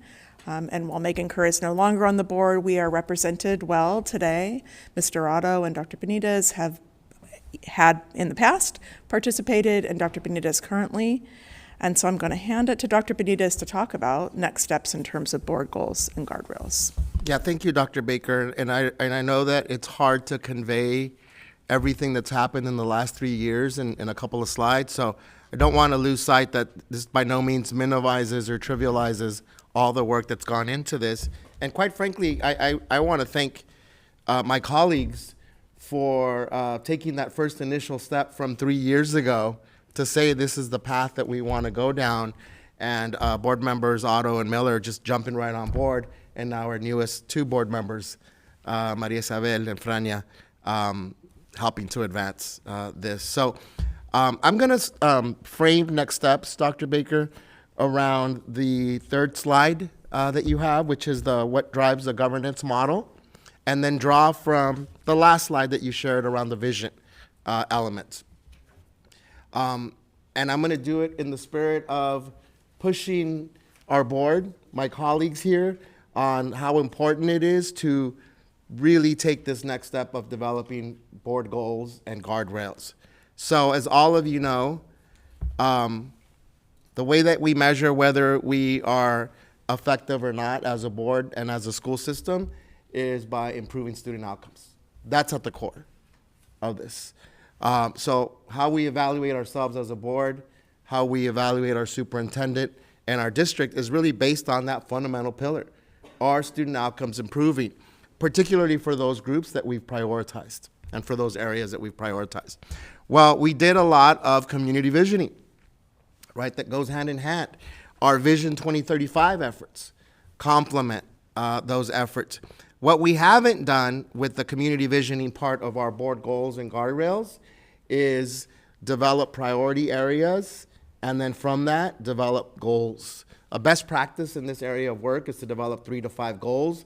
We have to do that in order to venture into the next steps of the work. So I want to task us to really hunker down in the next couple of months to go back and do the analysis of those community visioning efforts. We already have themes identified here through our Vision 2035 efforts, and really then prioritize areas so that we can develop some board goals and guardrails. So the goals are, where do we want to go? How do we measure success? The guardrails are, what don't we want to do, right? And then the interim goals and guardrails, we're going to work with Dr. Baker. She's going to recommend interim goals because, these goals are 3 to 5 years in some cases, but we need to have those quarterly, biannually, yearly checks. So that's where Dr. Baker will help us and make some recommendations. So that's a big priority for me, that we don't know. Dr. C. Brown, all due respect, you could present us with data every meeting, every month, but if we don't have goals, then there's no way to monitor progress toward those goals, and then we could have a never-ending moving target, all right? We could have the exact same presentation that Dr. C. Brown gave us yesterday, which we all appreciated, but without an end game here. So I really want to, again, challenge my colleagues. Let's get to work on those board goals and guardrails. I'll move forward because once we have those developed, we have to go back to our communities. That's why this community engagement plan is so important to our work. Because we could develop goals, but then we need to go test, hey, do these goals reflect our community's values and vision? Our role as board members is to represent our community's vision and values, all right? Those get reflected through goals, but then we got to go back to the community. So remember that list that we all came up with, that we're all going to contact folks? We may not have gotten the turnout that we wanted, but here's a chance for us to say, for those of you that did turn out through our Vision 2035 efforts, through our own community visioning efforts, are we in alignment with what you shared with us? And it doesn't mean that we can cover 50 goals, right? So this is where our work collaboratively, the modeling of adult behavior is important. It doesn't mean that we're not going to do 97 other things. It means that we've prioritized these 3 to 5 things, and we need to, again, go test that out with our community. That's not even where it starts. After that happens, our process dictates that then we begin to monitor progress toward those. And so another big part where community engagement comes in is we have to build capacity and educate our communities as to what we're doing. Because this shift to a student outcomes focused governance is not about us. It's about community then understanding the data that Dr. C. Brown shares, understanding what our role as school board members are in monitoring progress toward those goals, and when necessary, changing and pivoting. All right, so the ongoing community engagement for me and for our team here, and from what I've heard from all of you, is absolutely necessary. Because in a year or 2 years, it will mean nothing if we are the only ones that are understanding what's going on with our student outcomes focused governance. Our goal would be that we would have community members not just understand, but hold us accountable, because they would say, hey, that goal isn't being met. And public comment and our agendas would then be shaped around what do we have to do as a district. But also an opportunity to applaud our efforts when we are measuring and monitoring progress toward those goals. So I'm going to take us now to the next steps, Dr. Brown, for 23-24. So we have things in hand, and these are things that are not static. We can go back and make changes around our revised handbook, but we should have board goals and guardrails installed, adopted, and vetted by our community members. So in the next few months, again, I'm pushing us to, we got to go back to the communities and say, here are the priorities as you informed them. Here are the goals that we've developed. Do we have it right? And that will require, we all committed, for us to go to our neighboring areas and hear from our other constituents, right? Not just the area that we're representing. And then we would adopt those board goals and guardrails. We'd ask Dr. Baker and collaboratively work with her to develop some interim goals and guardrails. We'd adopt those, and then that would move us right in to summer board self-assessment, board monitoring, and then, again, aligning our efforts with our strategic planning process. That's a lot that has to take place, but it's viable, and it's absolutely necessary. My worst case scenario, I know my colleagues, you shared this, would be for us to start the fall without a clear sense of direction. I'm gonna pick on my friend here, Mr. Miller. We can't have SMART goals, right? If we don't do this, we can't support and hold our system accountable if we don't have clear direction. And again, it doesn't mean that 97 other things don't get done. That's why we have the superintendent and staff and teachers. But we have to have something to hold ourselves accountable to. And then at that point, we begin the monitoring calendar in the fall so that we can make sense of this data that's being presented, so that we can also, quite frankly, and I'm probably super guilty of this, have better informed and aligned questions of the data that's being presented. So if our staff is going to make the effort to provide presentations to us ahead of time, if our superintendent is going to enforce that, hey, get this 7 days ahead of time, then what we need to do is think through questions ahead of time so that we make effective use of our time here. And again, I'm putting myself as needing to change my adult behavior so that we're more strategic in our questions. The technical questions about how many people took a survey, or, hey, can you share sort of the survey results with us? We have 7 days ahead of our board agendas so that we can get all those questions. Other best practices that districts use, they actually make those questions public. So agenda gets sent to us, presentations get sent to us. We get on email, send it back to the superintendent. We say, hey, I have these 6 questions before we come. Give staff time to then prepare for those presentations, and then the public knows here are the questions that were asked ahead of time, here are the responses, and so that when we come into the meeting, there's alignment. And it doesn't mean we're asking the same things, it means that we're coming from the same place in asking those things. So got a lot of work before us. By winter of next year, we would have our strategic plan socialized throughout our Long Beach communities. our board monitoring calendar would be in place. We would know when we're getting data, what kind of data, and as importantly, how that data aligns with us monitoring our board goals and guardrails. The beautiful thing about this is we can pivot, we can change, but we're not fundamentally going to go back and rewrite 3 to 5 goals next year. Those goals would provide direction for all of our work moving forward. So I'm looking forward to working with all of you, and I think we got some calls and some outreach and some engagement to do and some follow-up to be able to develop fully vetted board goals and guardrails. I think open the conversation about that. Okay, I'll start us off. So, this particular slide starts with summer of this year for 23, but it seems like we need to start with spring, which will be starting next week.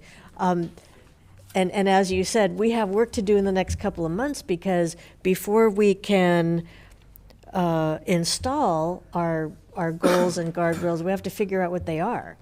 So I think that's going to translate to a meeting here and there that we need to sit down, like a workshop situation, and figure out what our guardrails are and what the goals are in order to have them installed in the summer.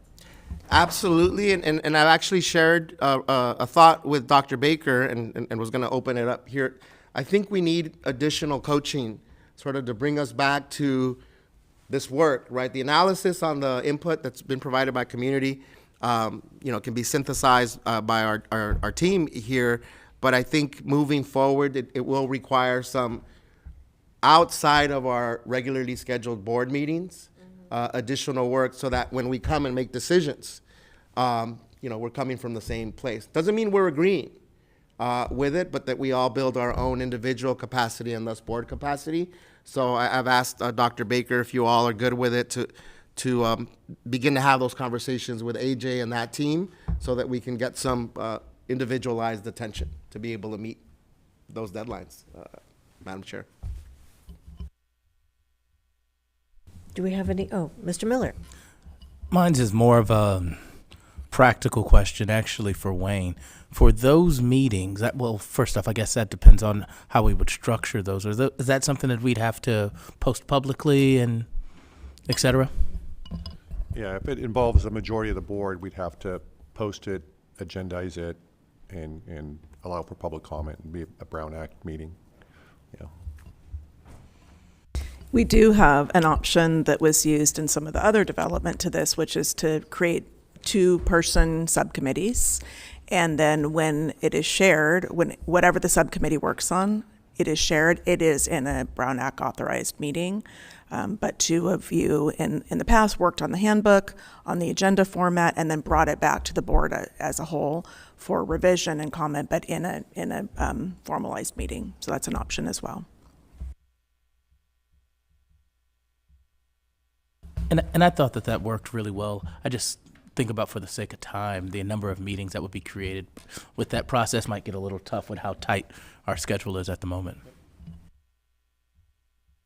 Mr. Otto, were you going to say something? I didn't want to leave you out. I know you're a trained student outcome focused governance board member.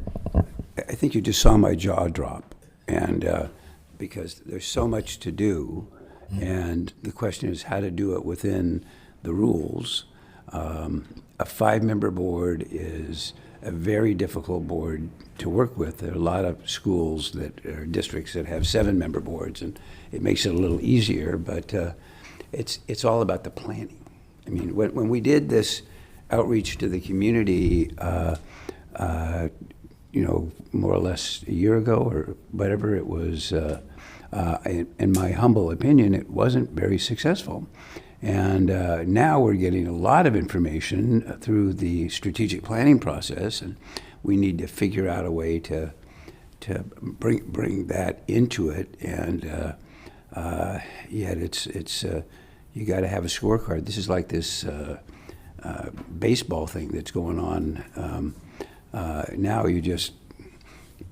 it's hard to keep up with what's going on, but with a good scorecard, I think we can, and I think that it's absolutely necessary.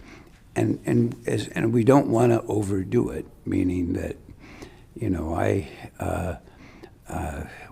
this could be a 7-day-a-week job trying to figure it out, and we would never bring people of the community along with us if it just became too much of what we were trying to do. But it's doable. It's just a lot of work, but it's very important, because in the end, you have to marry what we're doing with what the community wants. And we have a tool for that scorecard, Mr. Otto, which is that slide right there. Right. I also just am appreciating this moment in our history in the district when you think about the work the senior team has done around prioritization and really centering the data that we can continue to talk about. So the goals that have served as a proxy for board goals have been our district goals, centering the progress academically, social emotional wellness, thinking about our Black student achievement in particular, and the need for continued acceleration in that area. Those served as proxy goals and have driven our prioritization process. Simultaneously, we've had an amazing partnership with Prospect Studio to gather so much information from the community that can be used to really inform a vision, and then a continued journey of student outcome focused governance. And so in this moment, it feels really exciting for all of those things to come together in service to our students. And so, while yes, it is a lot of work, I also think it's going to be work that really comes together and pays off. Mm-hmm. Yeah. And maybe your student board member can be on one of the committees and can help to inform the goals that are set and bringing in a student perspective. Ms. Lopez, do you want to jump in? No, I'm just thinking to myself, of course, I come in towards the end, so I'm yet to go through the training that most of my colleagues have gone through, and so I'm just wondering if this may need just a little bit more time, because I like to be fully involved in this process, but really understanding how we're moving forward, where, yes, the community is incredibly a part of this, these conversations, and so I just wondering if this is, we may be able to stretch it a little bit more, given that I'm coming in so late in the game. Also was thinking about AJ Crabhill, and I did follow up on Dr. Benitez's prompt about 3 weeks ago, reconnected with him. He is more than happy. He does individual coaching, so differentiated depending on those who have been through the training or not. And he's happy to come guide sessions here as well. So we do have great support in AJ. His book comes out, I think, later this month that describes this work, and so we'll have another resource beyond the manual that's provided, but it's something that I can follow up on, Ms. Lopez, in addition to have him contact you directly. Well, maybe in light of the fact that we haven't met with AJ for quite some time, we could have a meeting with the board that kind of summarizes what's been done and what we still need to do, especially as you pointed out, that it hasn't been a linear process, that we've jumped around. So maybe our first meeting back with AJ can be kind of like a regrouping, summarize, and bring us all up to speed at the same time and take it from there. Okay, so if we're good here, then we will adjourn this workshop, and the board will be meeting in closed session to discuss a personnel matter briefly and before we break for lunch. So thank you, everybody. It's been a very productive couple of days. Yes, round of applause for our wonderful staff, and thank you for the million or two who are watching at home.